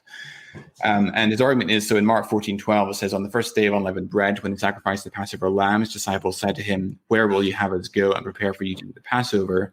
Whereas John 19:14 says, which is describing the same scene where Jesus is condemned to be crucified, it says, now it was the day of preparation of the Passover. So when we look at John more carefully, we see that he doesn't actually say that it was the day of preparation for the Passover, but rather he says it was the day of preparation of the Passover. And in fact, Mark uses that exact same term, but he also tells what it means. So in Mark 15:42, it says, when evening had come, since it was the day of preparation, that is the day before the Sabbath. So in other words, preparation actually means the preparation for the Sabbath. And furthermore, in John 19:31, it says, since it was the day of preparation, and so the bodies would not remain on the cross on the Sabbath, for that Sabbath was a high day, the Jews asked Pilate that their legs might be broken and that they might be taken away. So John actually agrees with Mark that it was a day. Jonathan, this is going to go on and on. Let me just say something. Are you saying that the synoptics are in line with John historically? Correct. There's no historically errors, no? Not on the Passion narrative, no. No, in any of the narratives? Not on the Passion narrative. And in the other narratives? I think that you can make a case. I think there's a handful of cases where I would make a case for examples of good faith errors. So this would then tell us the historicity of those particular gospels if they're having different narratives about the same event. So I make a distinction between deliberate distortions of fact and good faith mistakes. All right, nice. All right, Jonathan, we'll call you back on when we do Paul and when we do the reliability of the New Testament, because I think what you said now, you're going to need that for then. For this particular thing, we're challenging the historicity of the crucifixion with regards to what the New Testament says, not whether or not who said it. So if Paul says something, it means nothing to us. If Mark said it, means nothing to us. It's whether the events described happened historically. That's what we're questioning, yeah? But thank you for rejecting the secular scholarship. That's fantastic. Paul, take care, Jonathan. Thanks a lot, Jonathan. Message us on Facebook and we'll organise, set something else up, because I enjoyed that. Thanks a lot. Cheers, All the best, Jonathan. So we have our rule on the. Can I just before Arun comes on, if I could just very briefly summarize. So it's very interesting, Jonathan's contribution, and I think Jonathan's contribution is something that people should understand and take on. So what he said was that the extra biblical historians that people refer to, you should not refer to them because they're negligible in terms of evidence. For me as a Muslim who's interacted with Christians, the number of people that I've spoken to who then will point to Josephus, etc., and say, look, we have extra biblical evidence. Hear Jonathan very well. He said it's negligible as a form of evidence. Mm-hmm. I don't think really we understood Paul wasn't an eyewitness, so therefore couldn't be described as an eyewitness to the crucifixion. And then obviously the issue with John, we spoke about the multiple authors and the fact that the narrative doesn't compare with the other synoptics.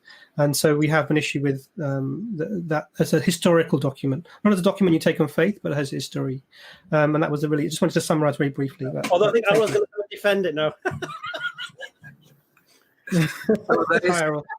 Hello. If we, I'm a bit conscious of time, but so because we also got Jason's sort of appearing in the back chat, coming and going. He's probably having internet problems, but I'll bring him on as well. Jason Burns. Oh, Reverend Jason Burns, it says on his profile. In the house. We like that. So I am certainly in good company there with Jonathan. Yeah. Well, what we want to try and do, because I feel like I don't want to veer off topic. So if you can sort of state your claim, Errol, and then we'll try and stick. I'm going to make it really short. First of all, I haven't said hello to any of you in person before, and so I take this opportunity to say my hello to Hamza, Ijaz, who I met. I think I've seen a couple of times in Speaker's Corner, but didn't say hello. But Imran also, and Jordan. I'm glad to say hello to you for the first time. What I'm going to say is this. I really do not appreciate the format that we have here to deal with a very, very important subject area. Because essentially, even in the last 10 minutes that I've been listening to you, the number of fallacious arguments, historically inaccurate arguments that you're making is phenomenal. Absolutely phenomenal. Just in 10 minutes, I can count something like 5 or 6 major fallacious arguments or We just need one, mate. I'll just give one example. Just one. Okay. Yeah. Ijaz was talking to Sister Mary, who got on, I think, before Jonathan. And Ijaz asked a question. And the question was the Babylonian Talmud, Sanhedrin tract. 2 points. One, the question that Ijaz asked was, so you take the fact of Jesus being referred to in the Talmud as a historical fact, but you don't take the conclusion that Jesus was a sorcerer as a historical conclusion. You can't get a more fallacious argument in any debate. Let me make this. What is the fallacy there? Can you tell me? Exactly. That's why I'm getting to. So what fallacy has he employed? Yeah, the fallacy is this. There is a clear distinction between what a basic fact is versus a complex conclusion. The basic fact. What is the fallacy, though? Like, I'm sure you're familiar with fallacy. Which is what I'm getting to. If you please. No, like, is it a straw man? Is it a red herring? Is it? If you please let me finish, and then you'll get what I'm saying. So there is a difference between a basic fact versus a complex conclusion. Jews, in seeing Jesus being crucified, they're not making any theological conclusion. That's a basic fact. You don't need a Jew to see it. It could be any Greek or whoever else. As long as they see someone killed to testify for it, you don't need to disagree much. As long as they're truthful, that's the only question you need to ask. Okay. Whereas when it comes to the complex conclusion as to whether they consider Jesus to be a sorcerer or not, you see that same conclusion in the Bible. In the Bible, the Pharisees accused Jesus of being motivated by Beelzebub. The same conclusion. Not motivated of God, but motivated of an evil spirit. In other words, it's not a non-biblical conclusion. The conclusion is wrong, but it's a complex conclusion. The conclusion is different to what Christians would come to purely because of theological stances people take. And so I could disagree entirely with a complex conclusion, yet take the simple attestation of a simple fact to be accurate. There's no problem. Have you seen the whole stream? No, I just the one question was asked. Arrow. No, you have to have the right premise here. Okay. So Mary brought the Mishnah, yeah? And she spoke about the herald for 40 days saying that Jesus is going to be stoned and then hung on a tree. That was her historical evidence. So the question that needs to be asked, if this is to be accepted as an historical event, then this Jesus was stoned. Yeah? If this Jesus wasn't stoned, it's either not a historical event or is it referring to Jesus who we're referring to? Right? Your the conclusion is this. If you're going to say, because in the Mishnah it says Jesus was killed, then you have to accept he was stoned. If you don't accept he was stoned, why are you quoting this? Because you don't believe it's true. That's the whole point here. And that's the problem. When you don't hear a full stream, you come in halfway, think you've got a point, and the reality is you don't. Hamza, there was no fallacy. I can only. What was the fallacy? Could you remind me? Be amazed by the fact of how you are deviating from the particular point that I'm trying to make. So there are 2 points made in regards to the 1 minute, please. Okay. There are 2 points made in regards to the Sanhedrin tract. Agreed. One of them was the claim of Jesus being stoned. If you only read the Sanhedrin tract carefully, you would have noticed this is the historical error that you're making. Nowhere does it say he was actually stoned. It actually only says he was declared to be stoned. Okay. So let's just pause here. But apart from that, my main point there was, apart from that point about stoning, there was another point made, and that point is, if you're going to use the Sanhedrin tract as an evidence at all, when you disagree with the conclusion that Jesus was a sorcerer, how could you even use it? Was a challenge that he just posed. And there, Ijaz is nodding there. So Hamza, you might want to take the agreement there. In that particular point, leave aside stoning. The question was, can you use the tract, Sanhedrin tract, as an evidence when you disagree with the fact of the Jewish rabbis there saying Jesus was a sorcerer? And the answer is, yes, I can. Because claiming that Jesus was a sorcerer is consistent with New Testament in claiming that Jesus was motivated by Beelzebub, and is a calling people to idolatry. All right, so hold on. To idolatry. It is a complex conclusion. He says he was doing sorcery and calling people to idolatry. Was Jesus calling people to idolatry? That's what the Jews thought. That's what the Pharisees thought. The Jews thought he was calling to idolatry. That's exactly what the Pharisees thought. They essentially thought that Jesus was misleading people in all sorts of different ways. Now, can I please put it this way? So 1 second, Darwin. Hold on. You said I made a fallacy. What is the fallacy that I made? Well, your argument was fallacious there. But if it's fallacious, what is the fallacy that I made? The logical assumption, the logical point, you thought it was logically accurate to say, if you disagree with the complex conclusion of a document, then you might also necessarily disagree with basic facts in the document. That's a lot. What is the fallacy? Right? Like, what is it? So, you've accused me, because the way fallacies work is, if you say, okay, you've made a fallacious argument, this is the fallacy that you've committed, right? Yes. What you seem to be telling me is you've committed a fallacy, but I don't know what fallacy you committed. But I believe you committed one. So just say plainly, do you know the name of the fallacy or not? No, it doesn't matter. We're not. Is this a discussion on who knows philosophy better, or is this a discussion on? The thing is, hold on. I will. If you come to me and you say to me, I've done something fallacious, I need you to explain what was the fallacy employed, right? So clearly, just plainly here, you don't seem to know what the fallacy is. You can't explain to me what the form of the fallacious argument. Another remarkably fallacious argument. And I didn't interrupt you. You got to give me the time of day to do it as well. Remember, you said I nodded when you were speaking, so I was silent. Surely you can offer me the same courtesy.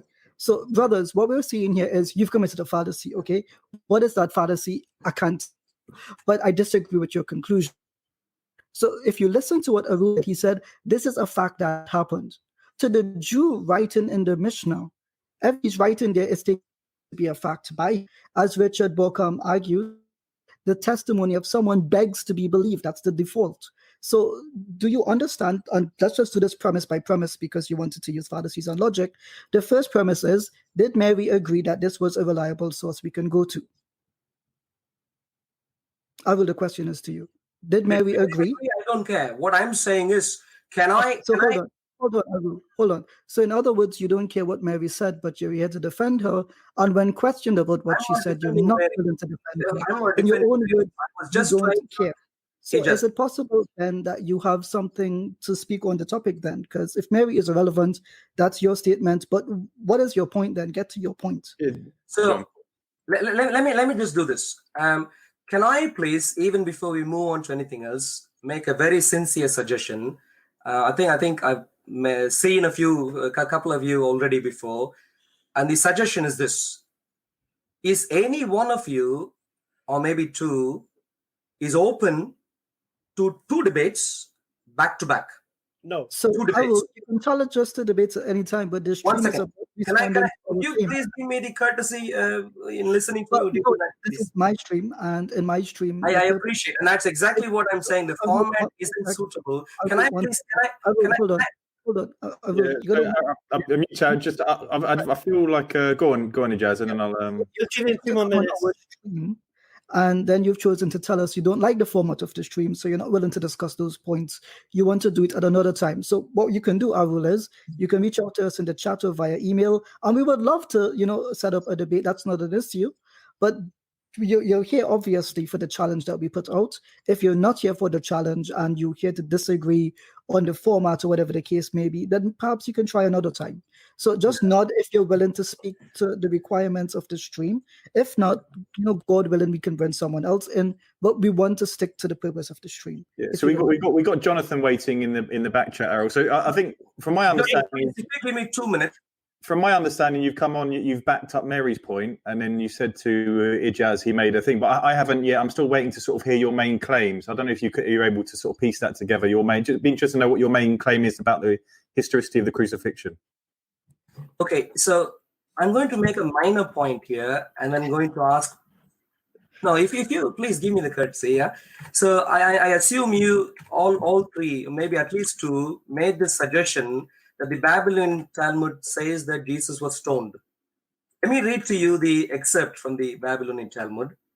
It says, why are you going to read from the Babylonian Talmud? What's that? On the Why are you going to read from this Talmud? I don't understand. Why are you reading from this book? Can I please make a point at all? No, but I want to understand the point of your point. What are you trying to, what will this prove? Can I please make a point at all? That's what we're waiting for, I think. So if Hamza wouldn't interrupt me, please. If Hamza wouldn't interrupt me, please. It says, on the eve of the Passover, Yeshu was hanged. For 40 days before the execution took place, a herald went forth and cried, he is going forth to be stoned. So it was declared, they had decided that they were going to stone, but then they eventually ended up hanging him. That's the record that we have. So to claim that Jesus was stoned is an inaccurate statement. But then, look, it's a claim that we didn't say that, did we? The Mishnah was brought up by Mary. Okay, I wasn't here to defend Mary. I was here to talk about it to you. So I'm going to explain it to you. The Mishnah was brought up by Mary. Yeah, she was the one who brought it as her historical evidence that the Jews believed this thing happened. Okay. But when you look at like you said, the herald went forward for 40 days saying this man has done sorcery and this man is calling people to idolatry, and then he'll be stoned to death and hung on the gibbet. Yeah. Now, either that particular statement in the Mishnah is not historical or it's referring to somebody else. Now, from what I've read, it's referring to somebody else. Another Jesus, long time before this particular event. Now, you can pull your face. Maybe you weren't aware of this. I'm just reading it today. Yeah. And the funny thing was Mary brought it up. So the point here is, I'll give you his name. Listen, Arul, I'll give you his name. So in other words, you won't let me speak. Arul, Google is your friend. Check up Joshua Ben Pendera, who this happened to. So Joshua. Right. So the point is this. This is this. Arul. Before Jordan was brought forward as evidence. And you're quoting exactly what Mary quoted. I don't know why, because we've already determined it's not historical. So if I could make a suggestion, crucifixion of Jesus and resurrection are extremely fundamental to the Christian belief. Agreed. I'm quite glad that you're picking that point up as a point of discussion. Can I please challenge one or more of you to a debate? Send an email. That's like I said, that's already been asked and answered. Back to back. One on Jesus's crucifixion and resurrection. We can discuss the details via email. The purpose of this, Jordan, if you will. Yeah, I think Arrow, I'm muting you. I'm not. Can I just make a point very briefly? Go on. So I think the point I wanted to make. So it's really, thank you, Arrow, I appreciate you coming and giving us your thing. But what we didn't really see was you presenting evidence for the crucifixion. What you came really was to talk about the format and how you thought Mary was, made to agree, maybe falsely represented in your perspective in terms of using an evidence that you sort of tried to use again. So it wasn't really you presenting what we'd like you to do, and you can do this if you want. What is your evidence that you can produce that will confirm that the crucifixion happened as a historical event? So you referred to the mention. Sorry, go on. If I'm not mistaken, he did say it was a minor evidence, so he does not even consider it himself to be something major. Absolutely. So if there that's major really what evidence, would be useful. That would be helpful. Yeah. The purpose of the conversation. Absolutely, this is the whole point. Now, in the Mishnah, I mean, also mentions that after the trial of the Jesus, 5 of his disciples were also tried. Did that actually happen in the narrative? There's no mention of the herald that went forth in any of the 4 Gospels. And this is quite a telling thing. For 40 days, there is a person preaching that this person is going to be stoned. Let's forget their conclusion, the complex conclusion about who he was and everything. But we find nowhere in the New Testament narratives, in the Matthew, Mark, Luke, and John, who people present, even like yourself, I've heard you and Speaker's Corner as eyewitness testimonies of anyone going forth and pronouncing that this man will be killed by stoning anywhere at all. And so it doesn't really fit. So it doesn't fit with the narrative. So either something is missing from the Gospels, if you're using this as historical evidence, or the historical evidence doesn't match somehow in another way. So, and the evidence that you're referring to also talks about the trial of 5 of his disciples, and it names them. None of the names are the names of any of the 12 that are mentioned. And I think it's really interesting that you're sticking to this. I think it would be nice for you as a, obviously as a Christian who preaches a lot, and you're at Speaker's Corner and you're sort of well known. Why don't you give us, from your perspective, what you think is the strongest evidence for the historicity? So not a faith-based conclusion. I know people can make any conclusion like, but for the historical reliability of the fact of Jesus being crucified as we believe. What would you give? Forget what Mary said. What would you give as that? So the second point of debate would be Oh my God! Muhammad. Next. Sorry, Errol. It was. I know it may look. That's a shame, isn't it? Yeah, It's a shame. Imran, he completely ignored it and was just waiting to ask. Completely. Yeah. But this is for me, this is like a massive alarm bell. So everything that happened, he tried to make an accusation of, a fallacy, couldn't name the fallacy, didn't really realize that the Talmud also, the oral tradition written down in the Mishnah has other facts that contradict. The fact that the narrative between the Mishnah account and actually the New Testament, it completely, there's nothing mentioned in the Gospels about a herald going forth and him announcing these things. So it doesn't match together anyway. It's completely irrelevant. He says that it was a minor evidence. So we said, okay, let's put all that aside. Let's disagree about that.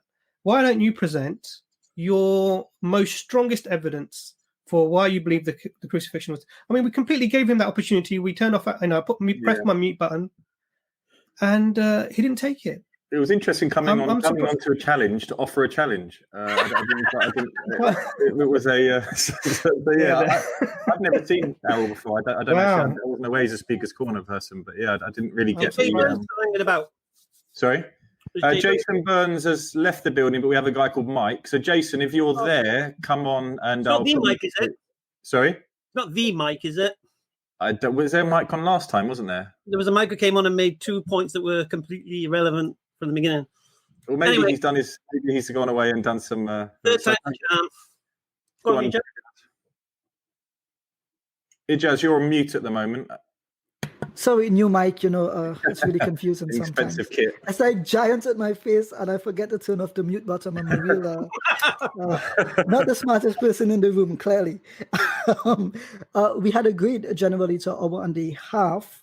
How much longer do you guys want to suggest we give this stream? Because what's the length of time that we're looking at here? Yeah, I was thinking with one more person, I guess. I mean, if Jason came on now, we could let him straight in, but we do one more and then. Let's test Mike. So should we say 10 more minutes and then we'll. Can we do it until 11? Sorry, it'll be. It's half 11 midnight. Okay, so can we go to no? I may be mistaken. Let's go to 11:40 then, if that's the case. So 10 more minutes, as you guys said. Yeah. I can't count. I'm thinking in my head, what's going on? Okay, yeah. All right, here's Mike. All right. Hello, welcome, Mike. Hey, gentlemen. Thanks for. It's the same, Mike. Ijaz, me and you are good buddies. I hope so. Yeah, so I just wanted to make a brief comment. Won't be long. In my opinion, about just real quick, the Babylonian Talmud. As you know, in the Gospel records, Jesus, they did attempt to stone him on several occasions. They did consider him committing a type of sorcery or working for the devil. I would just say that we're looking at sort of the enemy's testimony. So I don't expect to find this exact testimony in the Gospels. The way it reads, it says that they were basically considering what to do with him. They were considering stoning him, but they didn't attempt to do that. And what happened was, it says, but since nothing was brought forward in his favor, he was hanged on the eve of Passover. So I just wanted to make that point. There is a way to harmonize that text. Okay, brilliant. Thank you, Mike. Just to respond to that point, so one of the principles of historiography is discontinuity, right? And so it does not go here that the Jews had decided 40 days in advance and sent out a herald announcing that he has been tried and stoned, but does not mention, that, there was the meeting of the Sanhedrin and that is where the decision was taken, or that there was even a trial. So it seems like you're trying to harmonize two things which give no inclination that they can be harmonized. So at what point would you say, because they don't say multiple times he was deemed guilty and multiple times we tried to stone him. It says that they called out a judgment 40 days in advance. Well, they didn't. Yeah, I'll wait till you finish. Go ahead. And what I would mention here is that one of the principles of historicity is that we actually trust the judgment of people who are not believers, because it's possible that they might, in their disagreement, say something, and so they would not be advocating on behalf of the Christians then. So yeah, I agree with you that going to the Jews is a brilliant resource to go to, but we don't again see the narrative being coherent here. Is there a particular point of the narrative that you find coherent? But the gospel accounts mention the stoning, and in other words, they attempted to stone him several occasions. They mention his sorcery. They mention its apostasy, that basically taking him away from either the Roman Caesar, or the Roman emperor, or the God of Israel, because Jesus, as you know, said, well, the law says this and I says this. So I see consistency, but I don't know why you wouldn't see consistency. What is the consistency here? Because the text, you can correct me if I'm wrong. Hamza is here, Dr. Imran is here, even sure. Jordan can read the text for you. At what point does it say in the text that it's referring to a judgment that the New Testament authors, for example, knew of? So is there some one particular judgment under which Jesus was meant to be stoned and wasn't? Could you perhaps point me to that? Ijaz, are you asking if they intended to stone? I just mentioned they did attempt to stone him. I'm asking because what you're saying is we can validate that he tried to be stoned on multiple times and he wasn't, right? But the claim in the Mishnah is that the judgment was given 40 days in advance. Is there at any point in which the Jews come to Jesus in the Gospels and say, now it's time for your judgment, let us stone you because you committed this blasphemy? Oh, sure. Oh, yeah. Well, that's exactly my point is that he had a 3-year ministry. So it's not unreasonable to consider. So they've been meaning to kill him for years. I'm looking for a clear-cut evidence that they say, okay, we pronounce this judgment on you. Because clearly, if you're familiar with the trial, they need to have a trial before they pronounce judgment, right? So at what point did they have a trial before his alleged death in which it was pronounced 40 days before Passover that he was meant to be stoned? So Ijaz, you know in the gospel records that they tried to stone him and he got away. In other words, there was no trial there. But those are ad hoc. Those are ad hoc events. This one is saying that there was a trial, and he was meant to be stoned 40 days later. Oh, sure. Well, that's easy. I mean, I assume that they had several meetings and sort of trials in the sense that the high priest got together. That's the problem. Assumption. I don't want an assumption if you're trying to demonstrate the historicity of something, right? So, do you have some kind of clear-cut, plain evidence that we can perhaps see? Ijaz, when you're reading each documents. Yeah. Can you hear me? Brother, yes, Jason, we can hear you. We do have another Christian on with us at the moment, and we would like to give Mike his full time, but just give us a minute. We've lost Jason. He might be back in a bit.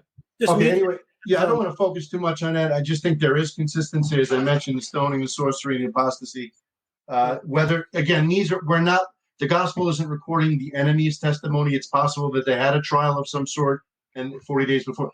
So yes, that is an essential agreement, but there are consistencies. Hold on, but you say essential agreement, and then you say it's a possibility and it's an assumption. Well, I'm saying there are clear consistencies, Ijaz, and there's something we just don't know. So the consistency is the Jews wanted to kill Jesus, and the Mishnah mentions that they wanted to kill Jesus, basically. Well, the consistency is the sorcery, the stoning, the apostasy, and the fact that it was hung. I mean, that basically there's a lot of consistency with the gospel narratives. But there is no core consistency with the very claim from the Mishnah that a judgment was pronounced. We don't have that testimony. Yes, we're ignorant of that. That's not a problem because you're saying you can't say it didn't happen. I can't say it did. Mike, you accept it could be a different Jesus? Do I accept it could? Could it be a different? I've looked at this particular text. So the consensus is no, it is about Jesus. Could it have been about someone else? Sure. So it could have been. Sure. And why do you reject that? Other opinion? Because of criterion of consistency, and I just would have, and that'll just, I don't want to focus too much on the this particular point, but so let me just say, and it'll feed into the. Mike, hold on one second. Let me find it. Okay, so here are my 8. I'm a layman, right? So if I'm looking at all the evidence, this is the evidence so far. Hold on. I would agree. This is the historical evidence. Okay. I just want to pause for a second here. Are you moving on to a separate claim, or are you continuing with this? We can continue on that, but we're just going in circles. Well, I just asked you a question. Could I make one point? You're saying, okay, but Hamza, you're saying it could be. Sure. No. I said, why do you reject your opinion? That's a trick question. Could it be? Sure. It's a valid question. Could it be about him, Hamza? Could it be about Jesus? Yes or no? No. Could it be about? It could be, or it couldn't be. Thank you. Okay, so we'll go in circular reasoning. I mean, but the claim is no. But the claim is no. For me, the historical doesn't add up anyway. But the Jesus of Pandera, why couldn't it have been him? Give me the facts, CJ. Let's discuss the facts around it. Well, sorry. So you've dismissed it. So you must know the facts. Hamza, you asked me if it was possible. I said yes. How am I dismissing it? No, you said you've looked at this opinion and you've rejected it. So I'm trying to understand. No, that's not what I said. You're putting words in my mouth. I said I looked at the consensus. That's what I heard as well. I heard it. I said I looked at the consensus of views, whether it was about someone else or about Jesus, and the consensus view it was about Jesus. So you didn't look. Yeah, but obviously that's going to be about Jesus because you want it to fulfill what you believe. Obviously, Hamza, that's fine. Can I make a point on that, if that's okay? Mike, can I ask you a very quick question, if that's okay? So I'm also a layman. So as a non-Christian looking at this evidence that you've presented or has been presented, I think one of the things when I've looked at it is that I don't see anywhere in the New Testament narrative of this herald who, not for 1 day or 2 days, but for 40 days, was announcing and pronouncing. The gospel writers are on the outside. Why would they report this? Well, I'm going to ask that question in a moment. So, if you let me finish my point, Mike, it'd be useful. So the herald obviously is not announcing in a room. He's going out into the public and announcing that this man is going to be stoned, and for 40 days, not for a short time, but for 40 days. And additionally, I mean, the thing that is mentioned is that after this person is killed, there are 5 other disciples, his 5 disciples, that are killed, and they're named. Where do you and none see of that? those Is that names are Babylonian Talmud or separate in the Talmud? To be honest with you, I'm not sure, but they're mentioned. I'll give you a reference if I can find it. There's the Toldot Yusha. There's the Babylonian Talmud. I'm just wondering what source because I don't see that in this particular text with the Babylonian Talmud. Okay. I'll find the source of that. But so let's leave the 5 disciples that I mentioned because obviously I can't give you a source now, and you've asked me for that. So I will provide a link for that can be sort of accessed later. So I'm not going to mention those now, but specifically the idea that there was a herald who was announcing for over 40 days that this person was going to be stoned. This is not mentioned in any of the narratives that we see in the New Testament. And for me, when I'm trying to harmonize, that sounds like quite an important event of an individual going around announcing this is going to happen. Who announced it? They didn't. The herald. Sorry? Who announced it? Who are you claiming made this announcement? Herald. Who is the herald? That's what a herald does. So herald would be. Well, what I'm trying to do is because what you've done is you said that you've tried in your mind you feel that the sources can be harmonized. Yeah. Well, so you're saying that the mission. Did you acknowledge some of the consistencies that I addressed or no? It just seems one-sided. You don't. No. I'll tell you. So the first thing is you mentioned a trial before the trial, and I don't see a primary trial occurring before the trial that's mentioned in the New Testament anywhere else in the New Testament. I see arguments between people are making assumptions and then picking up stones to stone Jesus. I see that in the narrative, but I don't see a trial before any of those events occur. You see the sorcery or the apostasy. Could you relate? The sorcery claims. I mean, all of the prophets of God that came were accused of being sorcerers, etc. I also believe that was that's one thing I agree with you on, but I don't see this trial before the trial. The other thing that I don't see is this herald, because the herald is someone who would go out and announce to the people that this person is going to be stoned, etc., and not for a short time, for 40 days. I mean, it's quite a significant an event, but we don't see any of that within the New Testament now. So, from your perspective, why would you think that might be? Well, they if you read the gospel narratives, there's several attempts of his life. There's Jesus even records that he knew that they wanted to kill him. So there must have been some herald or some sort of brilliant. Mike, if I may ask you here, so were the Jews in habit of announcing 40 days in advance that they did not have a guy in what do you call it? They didn't arrest him, they didn't have him in prison. So they're telling him, hey, 40 days in advance, we're going to kill you. And that seems reasonable to you, just to be clear. Sure. Yeah, we know that they wanted to kill him, so I don't see why it's unreasonable. Again, they don't have him detained or imprisoned, but they're publicly going around saying, hey, in 40 days, we kill this guy. Yeah. How do they know in 40 days they're going to kill him in advance? And they're saying this publicly. Ijaz, can you say that last clause? Listen, can I just make one? We're going in circles about one. It's sort of like one piece of the puzzle. That's it's the one that you raised, right? Puzzle you brought.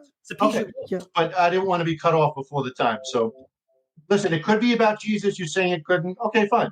But it could be. I think that I made a case that there are connections to Jesus. No. Was Jesus hung on a cross? Yes or no? No, he wasn't stoned or threatened to be stoned. No, there was no herald. Listen, you're implying that there was a trial 40 days before he was crucified. That's what you believe. That's the only leg you have, because that's your leg. Your leg. According to what you're saying, Mike. I'm saying it doesn't say that. Mike. Yeah. According to what you're saying, you believe Jesus was put on trial 40 days before his crucifixion, and for 40 days it was let known throughout the town. It's not an official trial. It's not an official. Jesus wasn't presented in some sort of official trial. He wasn't an unofficial trial. Unofficial trial. It's an unofficial gathering of the priests. And did Jesus talk about this trial? What's that? Did Jesus refer to this trial that happened 40 years? He referred to the decree that they wanted to kill him. No. He because that's you. You use that as some kind of prophecy. We're talking about 40 days prior to his arrest. Yeah, okay. You believe that Jesus went through some kind of trial, but Jesus never mentions it to his disciples or nobody. He is going forth to be stoned. It doesn't say he was put on trial. Where you read? He wasn't put on trial. Jesus wasn't officially put on trial prior to his. So this herald, what's that based off then? How'd you get someone to be accused of blasphemy, going to be stoned to death without a trial? Is that what you're saying? Oh, that's what the gospel reports. His life. No. That's what you believe. Your claim is this: he was sentenced to be stoned to death. That he was Mike, you believe, according to what you're saying, that he was sentenced without a trial to be stoned for blasphemy by Jews, which is completely against their law. That's what you're claiming. Where do you say he was sent? It doesn't even say that in the text, Hamza. It just says a herald. All it says is a herald went forth. What's a herald? What's a herald? Mike, maybe you don't understand. Do you know what a herald is? Please tell me what a herald is. No, do you know what a herald is? It's a question. I assume it's an official ruling by the high priest or the chief leaders or Pharisees. Or a herald is a person. You see, what I would say, it's a guy going around saying this guy is going to be killed. Okay. Letting the people know. You know, like a town crier. Okay. Hear ye. This man is done for sorcery and he's going to be stoned in 40 days, yeah? Yes. Right. Why is it unreasonable? Right. Well, it's unreasonable. I'll tell you why it's unreasonable to say that the Jews would sentence someone to death for blasphemy without a trial. That's unreasonable. So why did they do it? In the gospel accounts, we have him being stoned. They had a trial. Look, even for example, I don't want to really go into this, but even the trial that occurs in the Gospels goes against Jewish law. You can't put someone on trial at night. You can't do it in secret. If they plead guilty to blasphemy, you give them 24 hours to take back their blasphemy claim. This is Jewish law. Now, according to what the Gospels are teaching, is that the Jews ignored all that Jewish law. This isn't Jewish law. This is Talmudic law. Which is Jewish law. No, well, Quranic law is different from rabbinic law. But anyway, guys, let me just make my point. And this is so. My position is this: I'm just a layman, and I would say this: there is no smoking gun for the historical crucifixion of Jesus. There are cumulative cases based on pieces, just like any fact of ancient history. Okay, so these are my 8 points of evidence. Alhamdulillah. Number one, and we can go through them. Number one, because these are independent records, whether they're eyewitness, even hearsay is a point of historical criterion used to discover what's historical and what's not. So maybe they're weak, but it's the cumulative case. Number one is the historical, the gospel records. Number two, it's a New Testament epistles, Peter and John. And I also include Paul. We can discuss that another time. Pre-Pauline creedal statements. Second Peter will collapse, and then you not got Peter the Apostle. You got another. No. First Peter is attested as written by it's Peter. Debated. It's actually highly debated. Marcus Buckman. But this is another stream. This is another. Yeah. This is why we said, don't bring us the Gospels, don't bring us Paul, because we know what they say. Just let me finish my point, and then we can critique each one if we have time. We don't have time, unfortunately, Michael. Just 1 second, Michael. We might have season. Mike, just 1 second. Jordan, how much time do we have left in the stream? We're past time now, so I think Mike, you've made your point. Let me make 1 minute point, and then we can close. Is that fair? Hold up, Mike. We allowed you to make your grandest point. We asked you multiple times to do it. That wasn't my grandest point. You guys kept talking. But then you should have cut everything else and gone to directly what your greatest point 30 more seconds, Jordan, please. Go on, quickly. Okay. Seconds for Gospel records, number one. New Testament epistles, Paul, Peter, books of John. Number three, pre-Pauline creedal statements. Number four, early church fathers. Number five, non-Christian historical sources. Number six, consensus, Q source of oral tradition that predates the gospel records. Personal experience. I can go on and on, guys, but listen, you can't say there's no evidence. And just like if I was to say, We're saying it. There's no evidence, mate. But I want you guys to put a video together of the historicity of Muhammad. I want to compare that to the we can do an equivocation later. Thank you for your time, Mike. Yeah, so you made your point, Mike. Yeah. So, Mike, we really appreciate you coming on, Mike. I think it was good. I think interesting that what he listed, because he talked about the Gospels, and obviously, we've spoken about this already extensively. And then he talked about the epistles, and even Paul, who wasn't an eyewitness.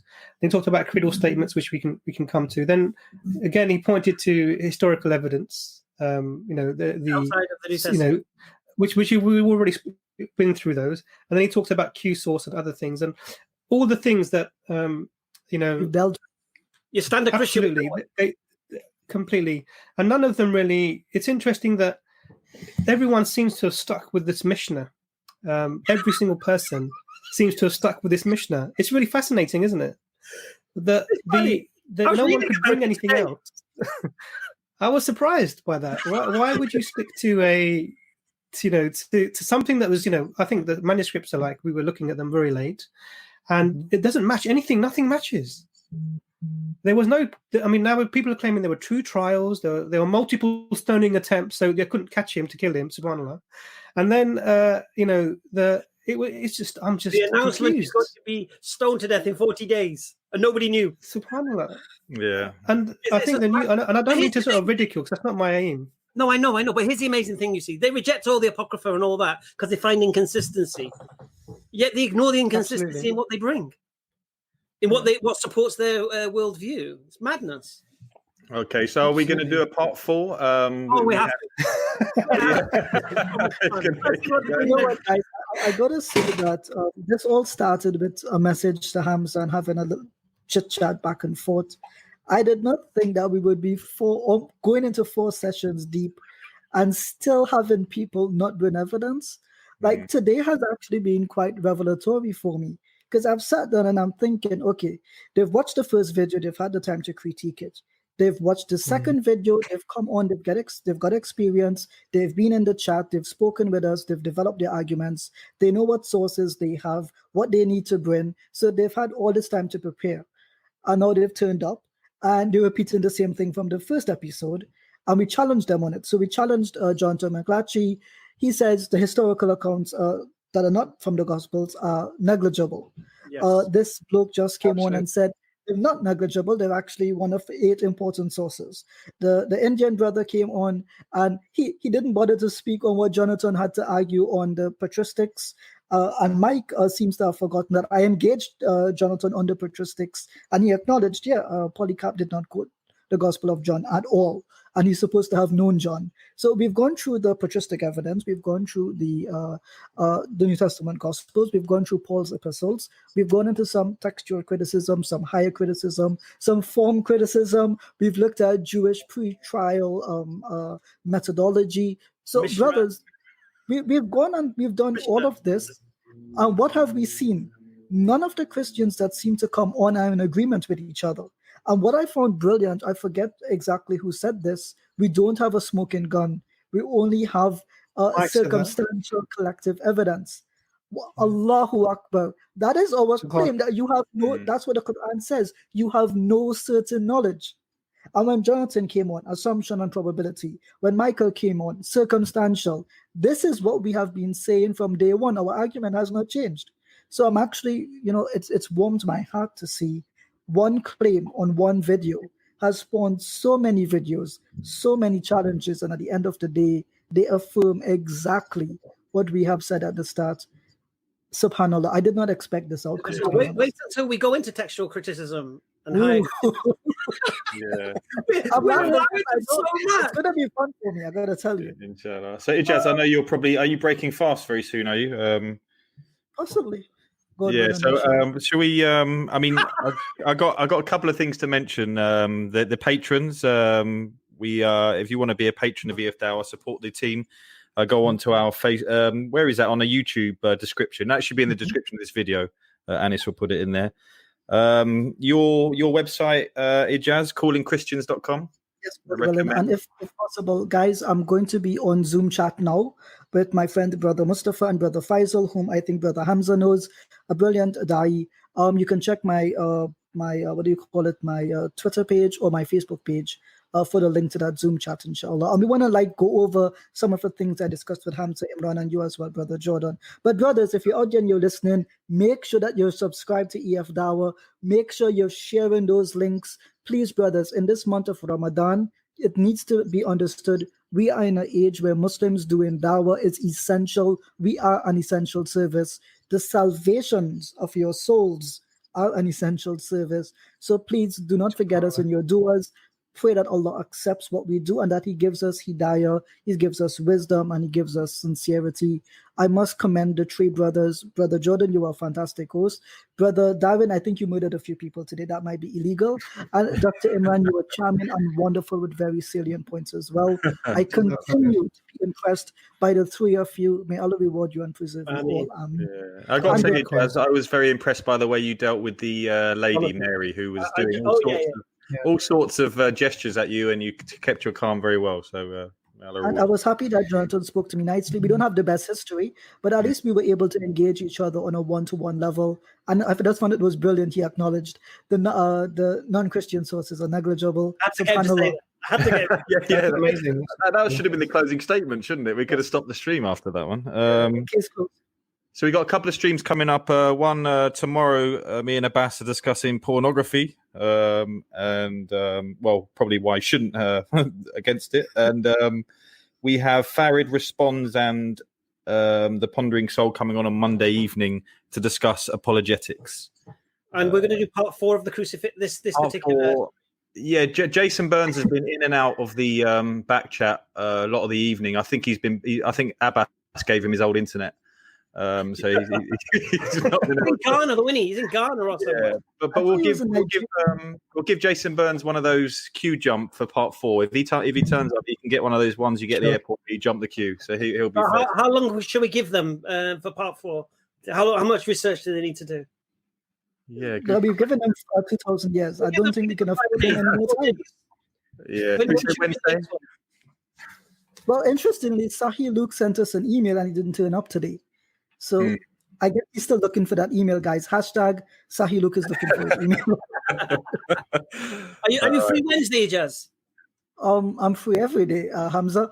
Right. Inshallah, yes, Wednesday I should be free, inshallah. All right, we'll set it up straight after this stream. I'll put the Wednesday, what night? Do we do the same time again? Is it I think 9? do 10 o'clock this time. 10 o'clock. 10 o'clock. All right, 10 o'clock Okay, on Wednesday. I won't be eating my cheesecake then. You better share with us, man. Come on. I saw Dr. Imran looking hungry for that piece of cheesecake. He knows I love cheesecake too. Brothers, it was brilliant. May Allah reward you all. Ameen, inshallah. Jazakallah Khair. Jazakallah Khair, viewers, for tuning in, inshallah.